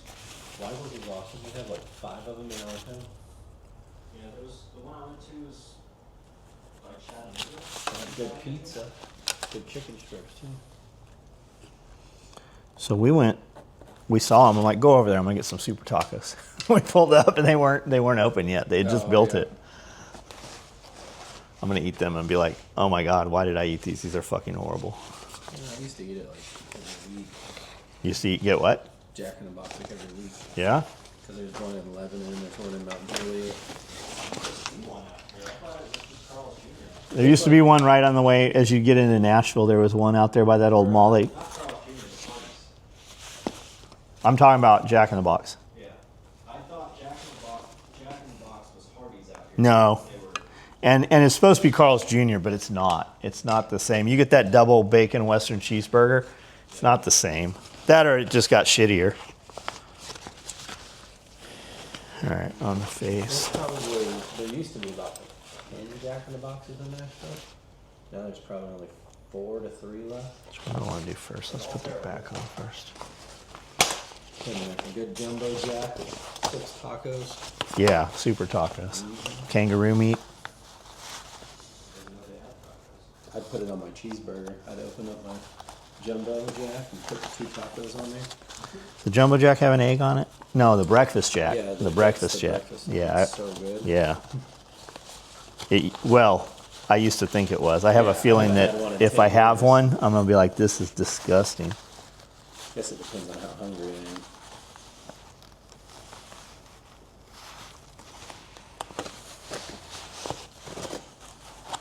All right, let's double check one more time.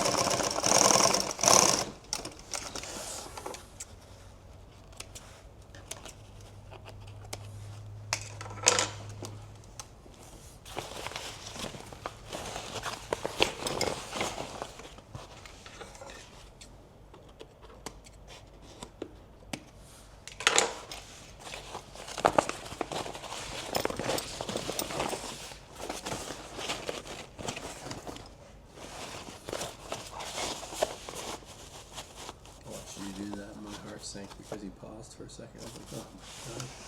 Don't tell me it's not. Oh, that it doesn't fit? I think it's too big, a little too big, which we can work with. Even if it's like 2 inches too much, we can put an inch on each side and work a quarter in 4 different places. You wouldn't notice it. No, it fits. Well, I don't know if it fits, but it's not. Yeah, it works. Let's go one more stitch right here. That'll make that corner nice and sharp.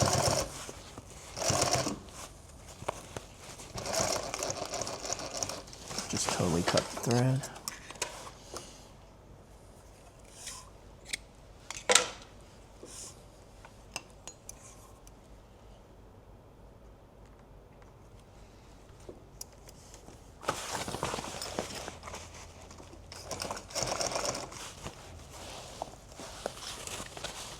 Yeah, all of our Hardee's used to have a red burrito in them.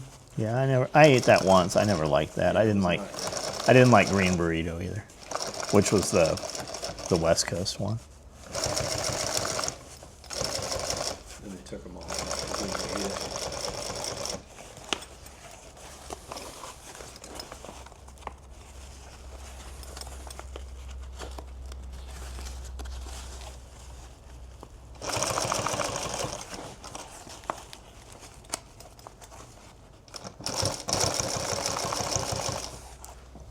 You know what I did like was El Pollo Loco. You ever had that? It's like a Mexican themed, I think it was like Mexican themed chicken. But they did like quarter chicken, half chicken, full chicken, and I think you get like rice and beans with it and shit. There was a place that went into Nashville, right as you're coming into Nashville where that first Costco is. They had a place in there that was a chicken place that was very similar, but it only lasted like 6 months. They'd built some new construction and shit, and it went in there. Wasn't there long. You could get a chicken bowl. It was like rice, beans, salsa, chicken.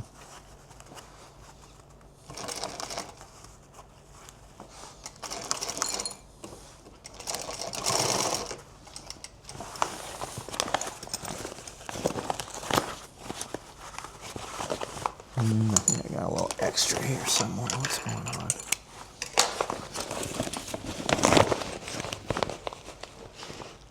No, looks perfect. Might not be perfect, but it appears perfect. As long as it's on the inside and they can't see it. Now, is the other side, if I have a little too much here, do I have a little too little on the other side is the question.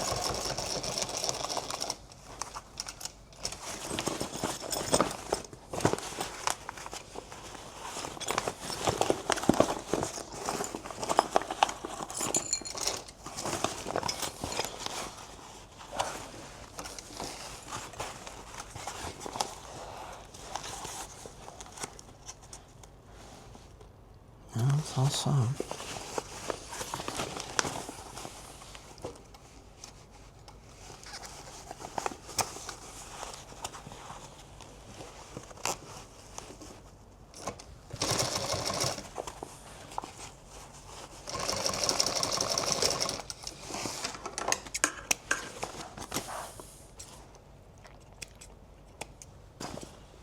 What about, what's the custard place? Is it called Frank's?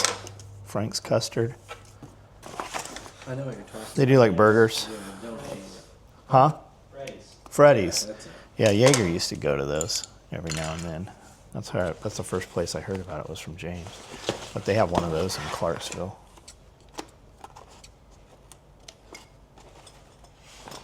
That cave should be open, I think, in Clarksville. Yeah. Dunbar, yeah.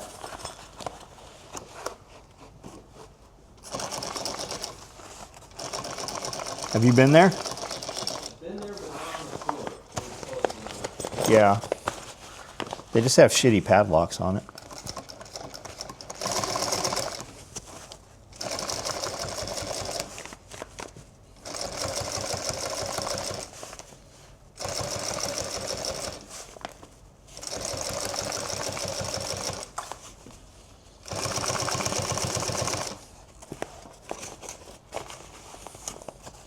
There used to be a hotel there. It burnt down forever ago.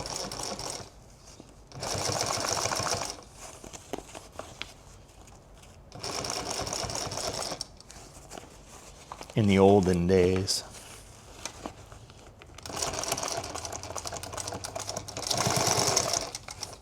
Yeah, like pre-mud flood. Oh, pre-mud flood. Did I send you that thing on the World's Fair? How they were talking about how this World Fair was in the 1900s, but all the emblems and shit said 1800s. And they're like, since when do they build all these badass buildings and they don't put floors in them? That's because mud ran through them. That's what they were saying.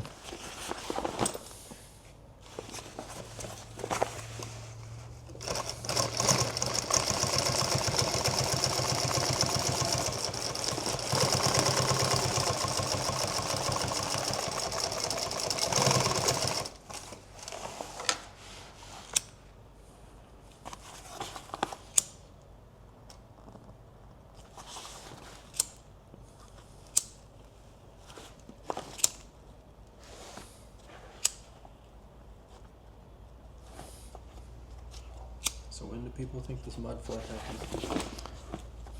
I don't know. 100 years ago. There's a whole history reset, is what they think. Ask your computer there in your hand, when did the mud flood happen? It'll be like, which one? Which mud flood?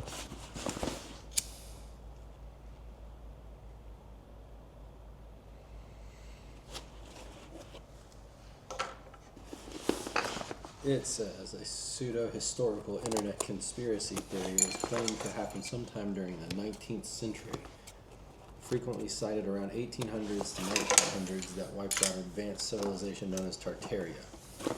Tartaria is on all the old maps. If you find maps from other countries, Tartaria is on them. Huh, it's actually clocked perfect. It's even on both sides.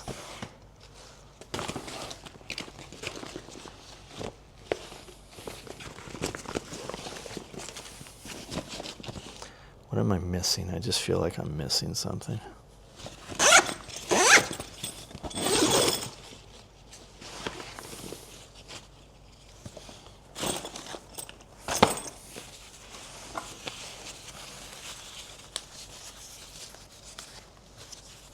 Is that the center? I guess it is. Did you mark center on that? Yeah, I got it. That's what the mark I'm looking. Hopefully that's not just a scuff mark. Put it on. It's all cockeyed.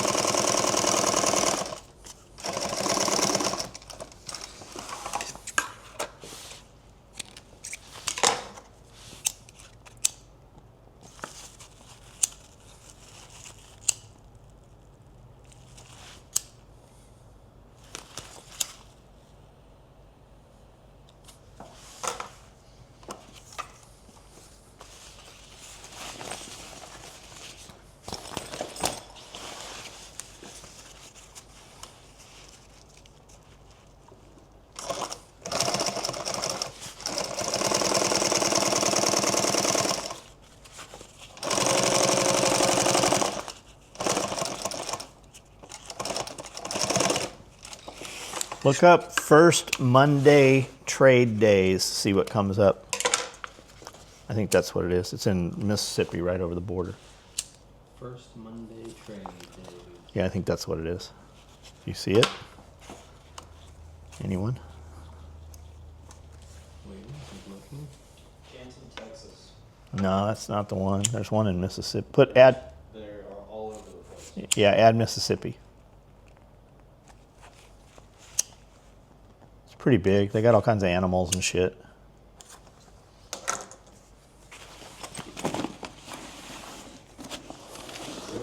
Ripley. Is it Ripley, Mississippi, or where? Yeah, Yeah, that's it. nothing comes up. How'd you know it was Ripley? No information comes up. Got it. Different. There's a Facebook group for it. There is a Facebook group. September 5th and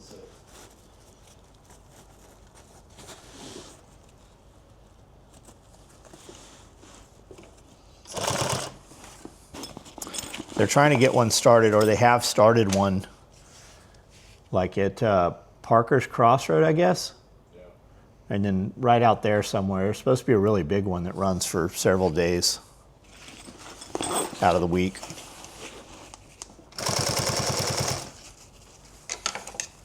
That 30-mile yard sale's coming up.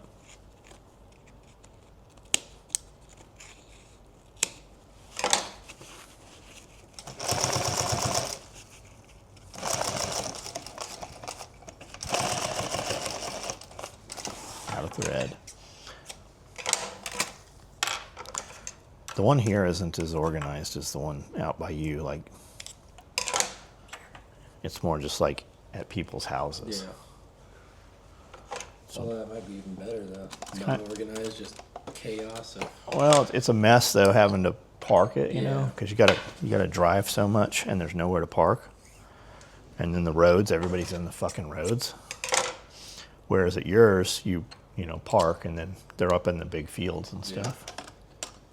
Always, as a kid, I was like, man, the coolest TV show would be random people knocking on people's doors and be like, hey, can I walk through your house and see what's in your house? Doesn't somebody do that? I don't know. It's awesome, though. I just love to drive down the road and go, let's go see what's in that house.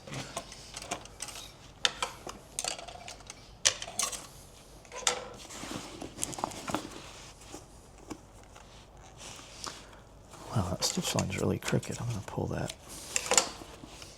Let's put a straight one in first.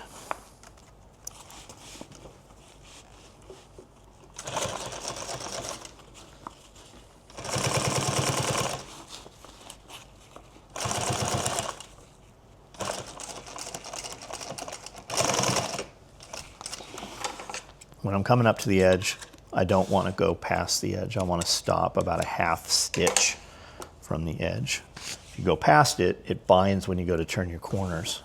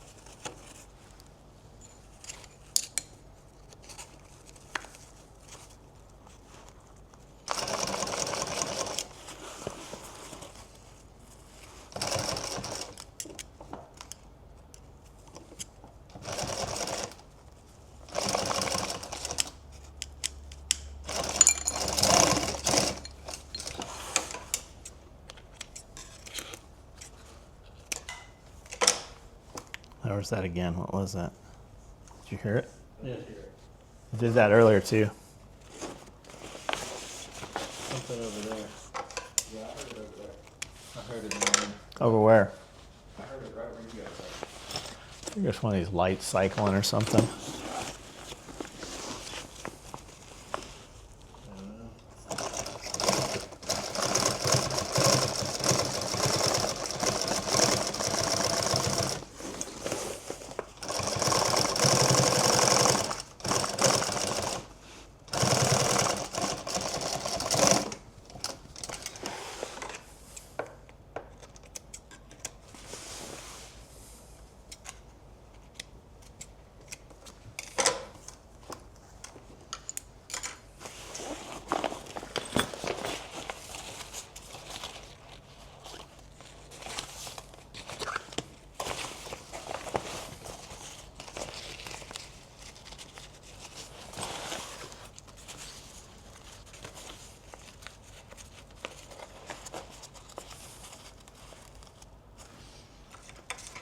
Yeah, I'm right past that edge there. I'm gonna nick one of these. There we go.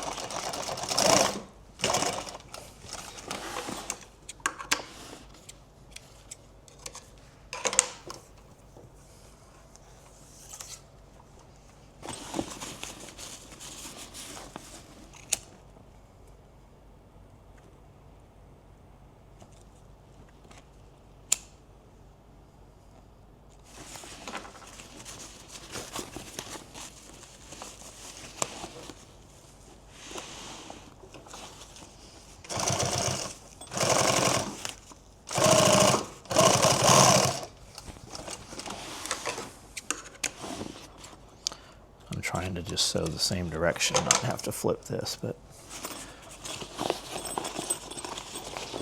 might end up regretting that. No, it's falling into place well.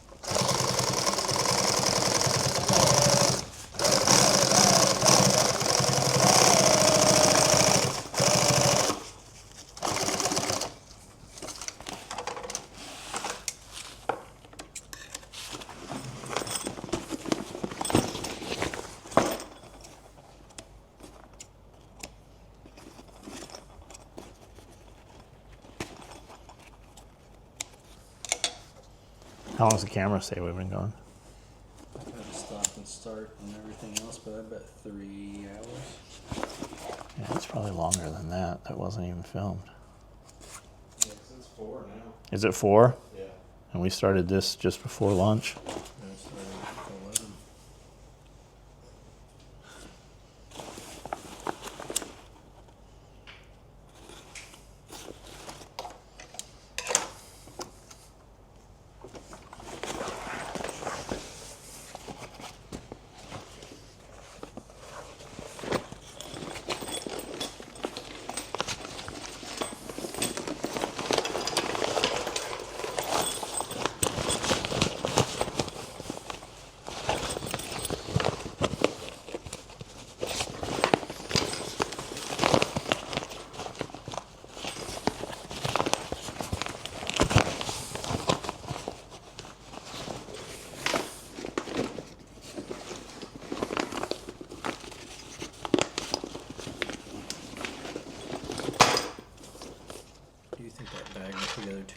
how frustrated it was?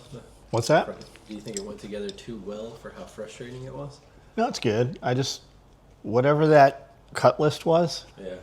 wasn't this. Yeah, I think that was confused. That's what messed up the entire whole first couple hours of. Yeah.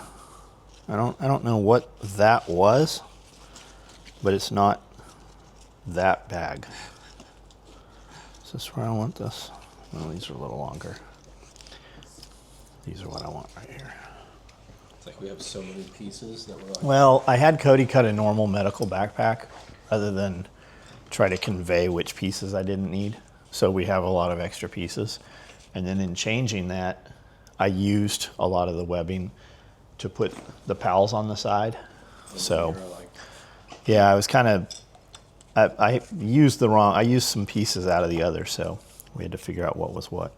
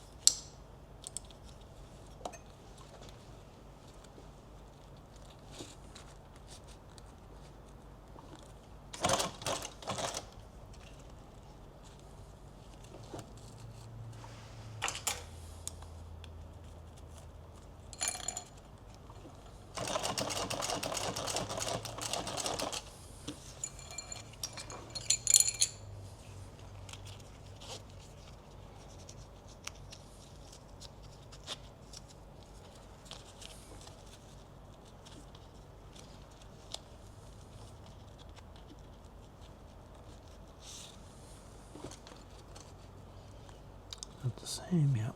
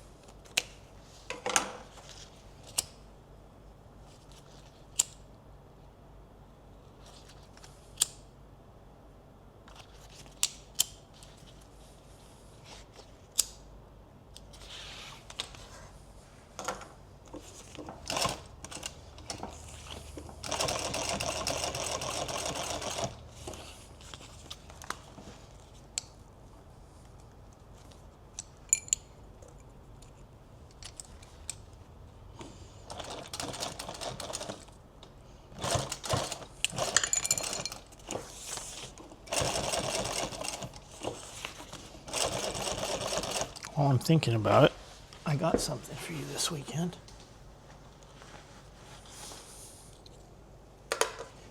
what?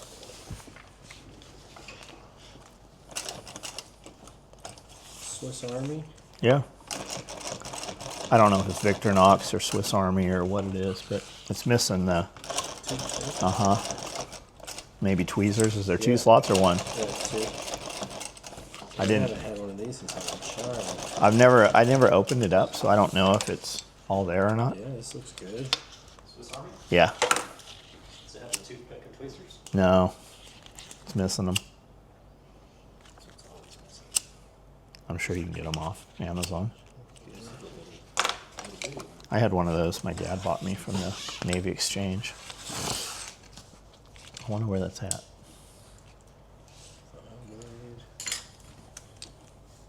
I still have that stainless one you got us for Christmas one year Do you? somewhere. Corkscrew and all kinds of stuff. Yeah, I had an officer's one, had a bow It's set. like that long. Mm-hmm. Probably that thick. Those scissors work real well when they're not messed up. I don't know if those ones are messed up or not, but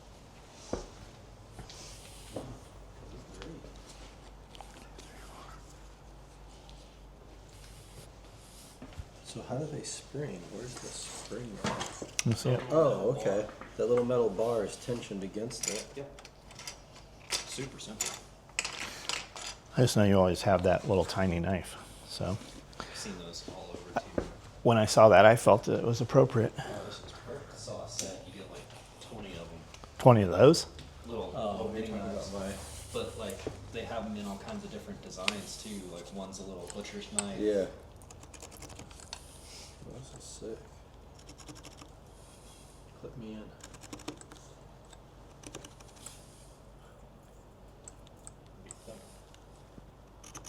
Did you say be thuggin'? Let me pop this off. That'll be way easier. I don't have fingernails right now.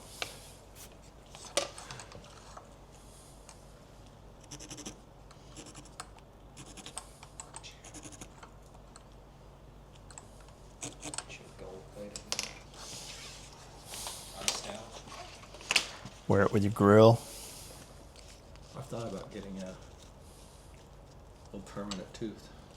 Oh, did you think long and hard? No, I've been thinking about it a lot. Can they just unscrew that and put a different head on it? On what? You have a Oh no, He it's, has it's a- capped. I have a fake one that is Yeah. you have an implant? Yeah, Yeah. my front tooth They is an screw it into your implant. jawbone. Yeah, but They use mine- bovine growth hormone. My bone Bovine had something. gotten so infected that they had to graft out some of the bone, and I've got a metal plate in here that holds it up above. What caused that? Well, the first time I was running in a foot race against a kid, I chipped my tooth in half. They fixed it. And then the next time the skateboard came up and hit my face and broke that piece out. And it was only in the backside, it wasn't the front. And I just left it and it got infected. And I was like 11 and I just let it go. And then I started seeing my eyes swelling. And that's when I realized the infection had gone up into my nose and everything. And so, and then they had to cut a hole in it.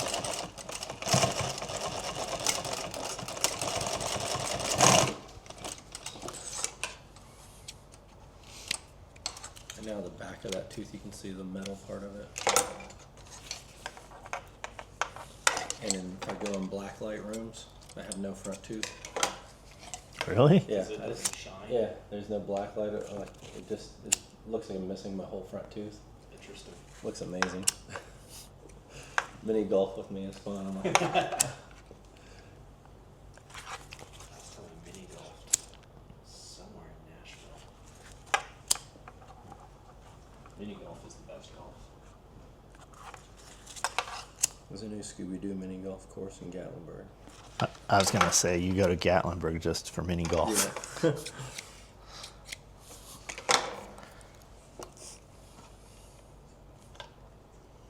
It's everywhere. Snowboarding is harder than it looks. Huh? Snowboarding is harder than it looks. Just because you think it's snow, it's not. It's just everything already packed it down.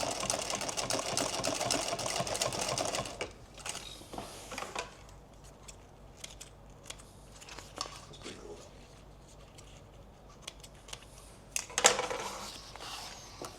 Did your mom snowboard? No, just me, my brother, and stepbrother. Not Butters. Yes, Butters. Butters. Yeah.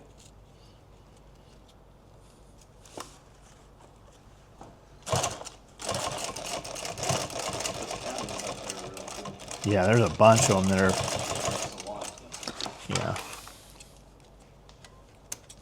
Yeah, the one we were in had like a sub level, the main level, and then like a little half upper level for the master. There's a hot tub, pool table, all of that.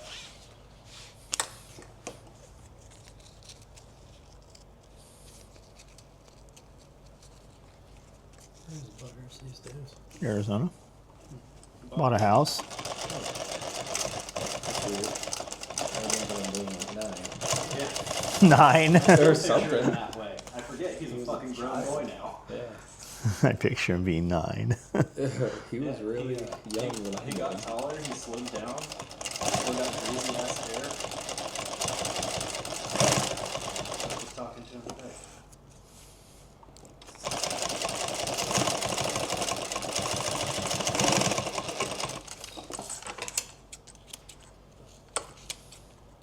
So he wants to get into some long range shooting. Well, he's in the right place for it. There's a lot of long range out There's there. a lot. I think he needs some guidance on that. Somebody Sure he does. Hey, do this. You should go take Kalen's class. Who? Kalen Wojcik. He's in Oregon, I think. Jeff went out there and took Kalen's class. I took Kent Darrell's class. Yep. That was like 10 years ago.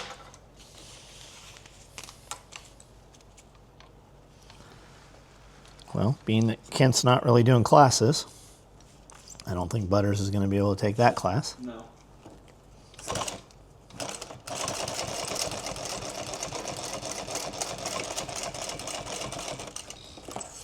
Already second weekend of October? Yeah. The 10th. It's on the 10th? Yeah. I don't know if that's the second weekend. I have no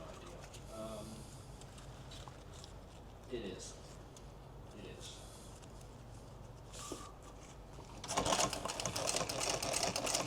Why, is he going to fly out here? Sure he would want to if he knows far enough ahead of time. I'm gonna tell him right now.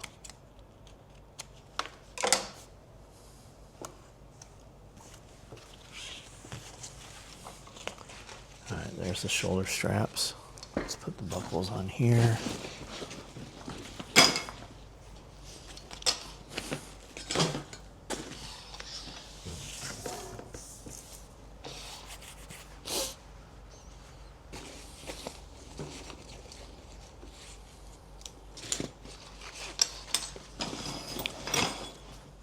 I need another piece of 550.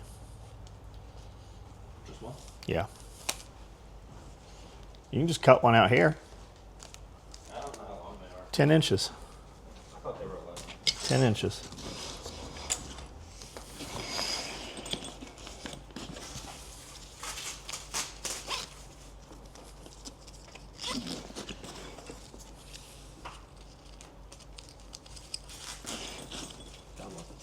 Where was it? Just up there? Do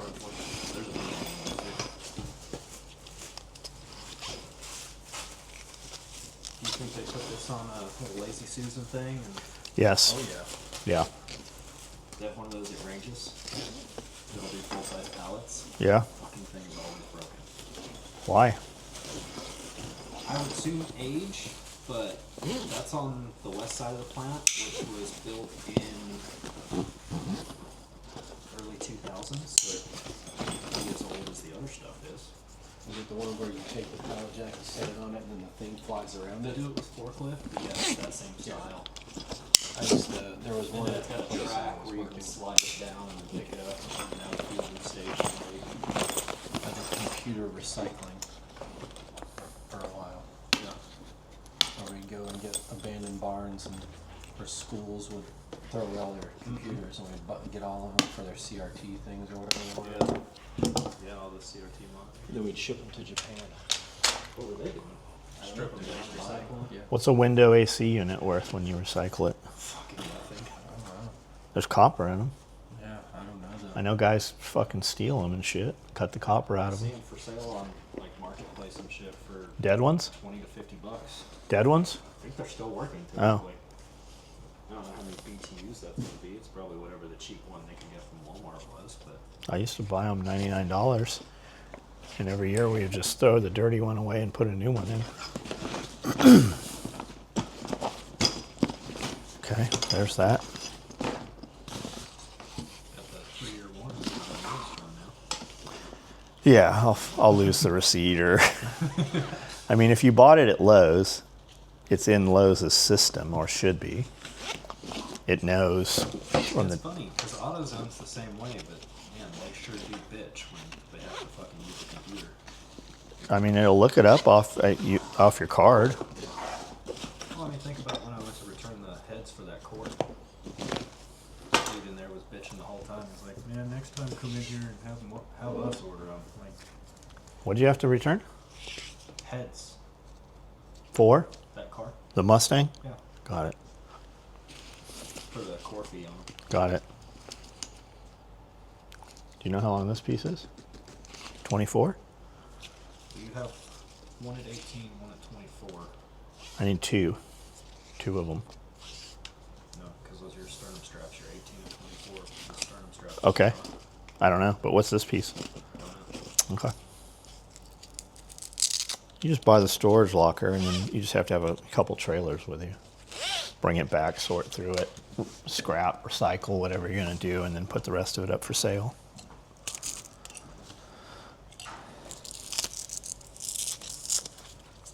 It's the little tiny pieces that are the most tedious. It's all the extra shit once the bag is made. It's like you got a couple good things, but you still got to go through like 800 really shitty things.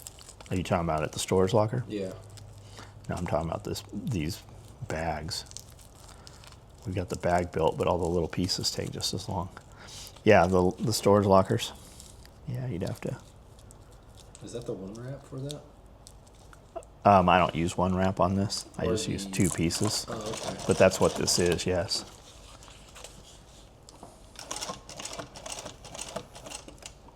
So you can roll the tail end up. Yeah. When did you start putting them on that?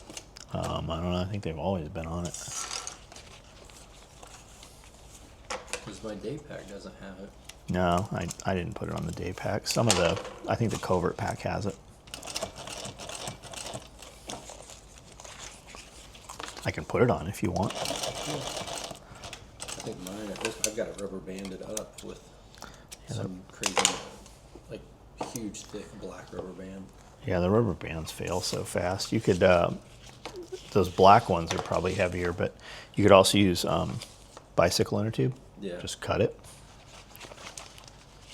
I had them zip tied for like 2 years. Yeah. And then I randomly just cut those off and put those rubber bands on.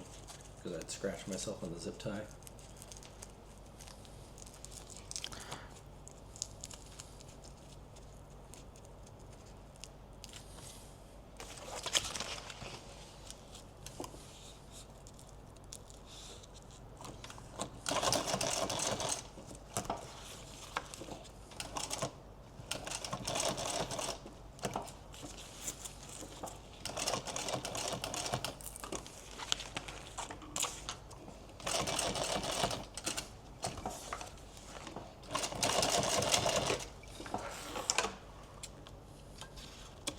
Yeah, the storage units were like the buy-in Amazon return crates, you know? Yeah.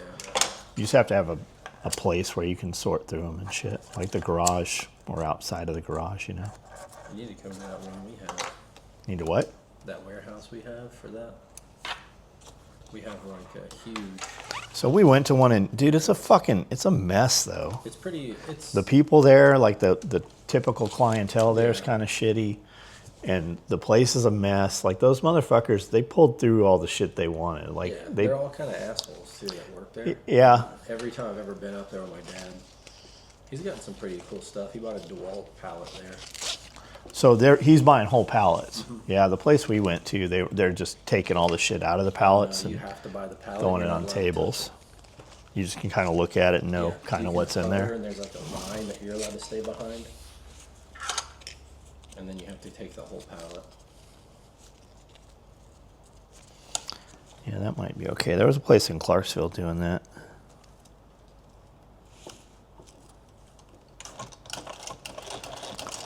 My dad was just making me look up the SKU numbers on the outside of the boxes to see what it was.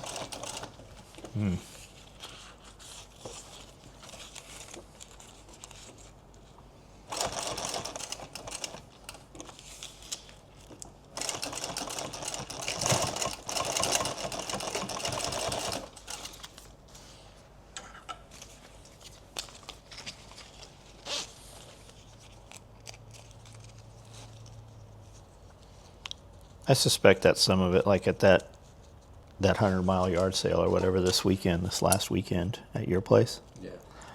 there was a lot of DeWalt and Milwaukee tools. I suspect that's probably where they came from, you know. Open box merchandise or Amazon returns or.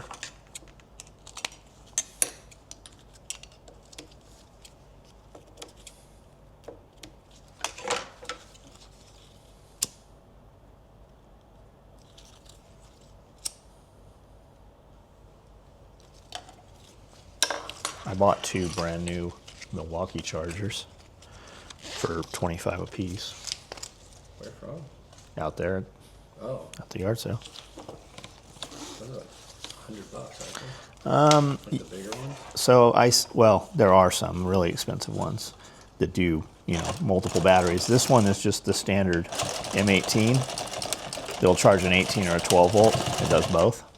And they're for sale for 60, 70, 80 bucks, but you'll see guys with them for 50. But if you look on Amazon, you'll find them for 25, and that's what this guy had them. They were 25 bucks. There's a couple different versions of them. They make like a turbocharger. And then they've got the normal ones too. Yeah, these are all the normal ones that come with the tools. I would imagine people buy those kits because they're getting a deal and they wind up with half a dozen chargers. That's exactly, yeah. Okay, there's that.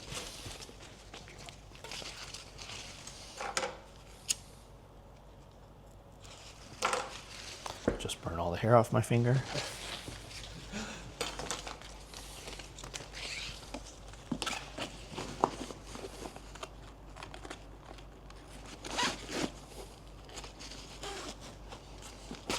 Tri-glides on here.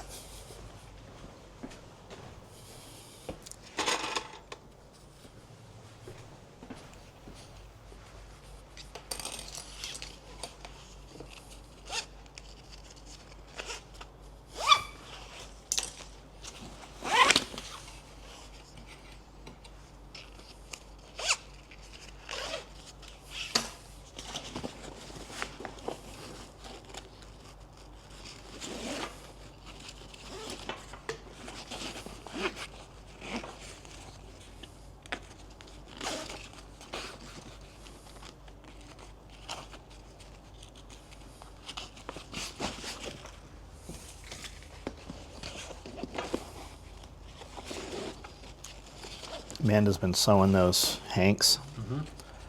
She's been selling them faster than she can make them.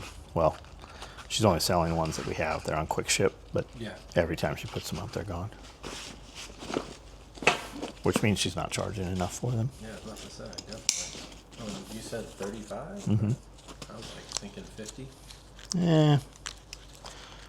Do you sell them at 50 and only sell a few, or do you sell them at 45 and sell a ton of them?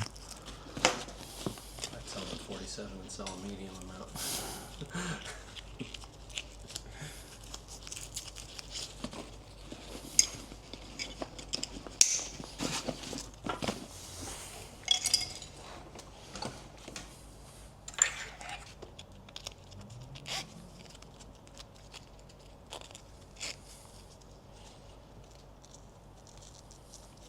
I was listening to the new Jack Carr book,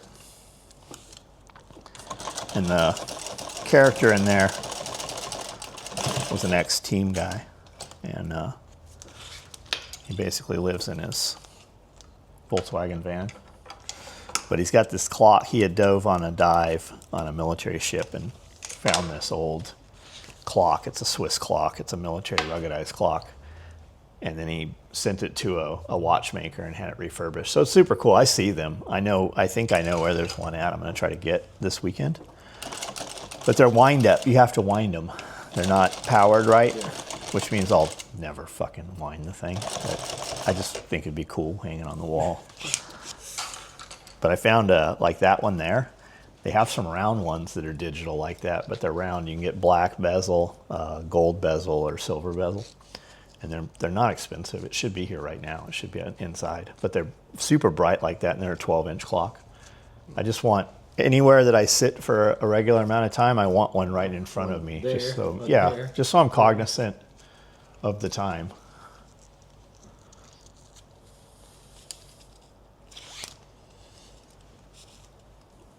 I have to get you prescription Meta glasses that has that little screen on the inside that just shows you the time and everything. So they have, I think they have prescription Meta glasses. There's a lot of versions of them. I think I that went and tried on like 7 different styles. You did? Walmart, yeah. they have them at Walmart. What are they Oh, I set? see. Aren't they like $700? 400 for the newest ones. It depends on who the phones are. Yeah, the biggest and like the most expensive Gen 2 ones were like 430 or something. They've got some that are like 7 or 8 also. And then that's with prescription Well, because they charge you I for think the. those are the Oakley phones instead of the Ray-Bans. So what does it do? It records 4K or no 3K up to 3 minutes when you tap it, or you say Meta record, and then yeah, it records those 3 minutes and saves it, and it saves it to your phone, to the app, or to your photos.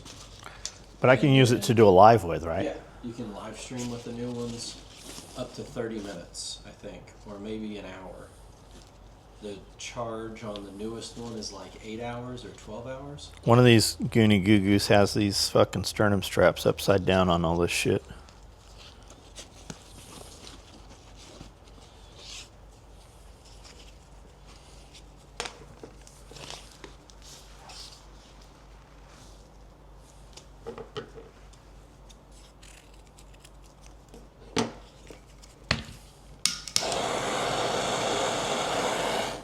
They'll run for 30 hours. I think 12 hours. On a charge? constantly, yeah. And they're, you don't plug them in to charge them, you put them in the case and they wirelessly charge, and then you can charge the case and get like 4 different charges out of them or something.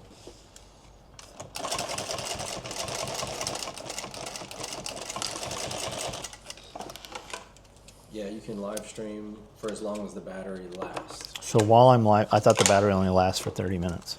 Battery lasts 45 minutes at straight recording the whole time.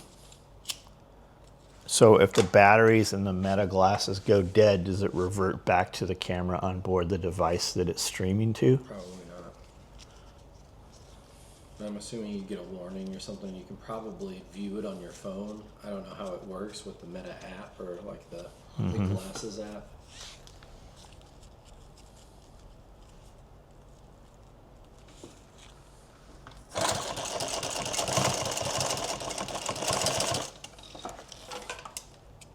Yeah, and there's speakers on the glasses, so your Bluetooth comes through. Like if you're listening to music, you don't have to have them in your ears, but you can't really hear them. Like they're designed really well to be right there, and then you can also hear audio. So other people can't hear them. Yeah. And then it has a mic on it to record your audio as well in the videos.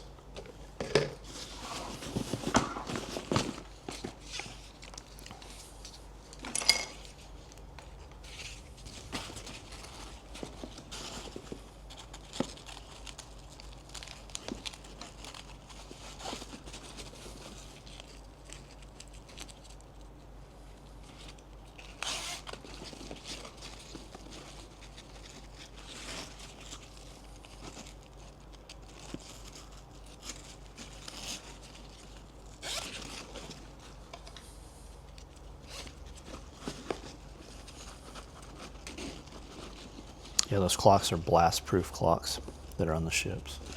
First time I saw one, I was in Kentucky. I sent you pictures of it. He had that, and he had a bunch of like old camera gear and shit Yeah. at a antique mall in Kentucky, in Louisville. How much are they usually?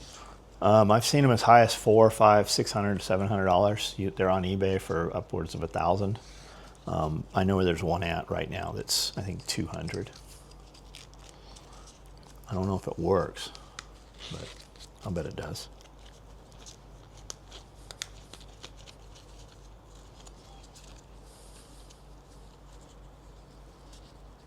Why is that motherfucker not going through there? Let's feed this backwards. How does this need to go?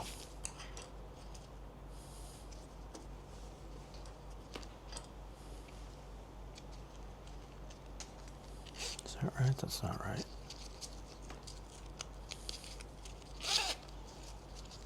Nope, it's backwards. It's like a monkey fucking a football.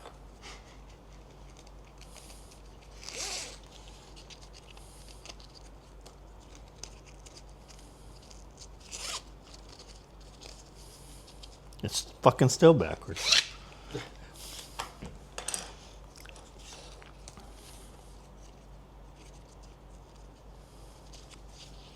Okay, it's not gonna be backwards this time. I'll have it. There it is.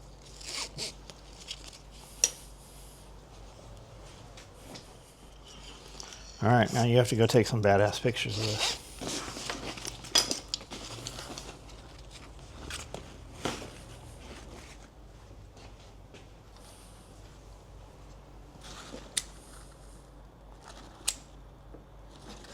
You done? Got the badass pictures? That's it? That's it.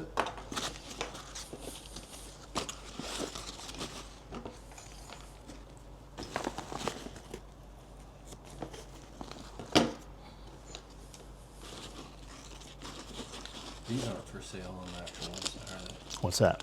These new ones, this backpack? Nah. No, it'll be up on Quick Ship. I suspect that once I put it up there, somebody will buy it. I put a bunch of stuff on Quick Ship the other night. Amanda put a bunch of stuff on Quick Ship also. And she sent me a message. Hey, I just put this on Quick Ship if you want to let Patreon know about it. And they bought it right when she put it up there before anybody was even told that it was there.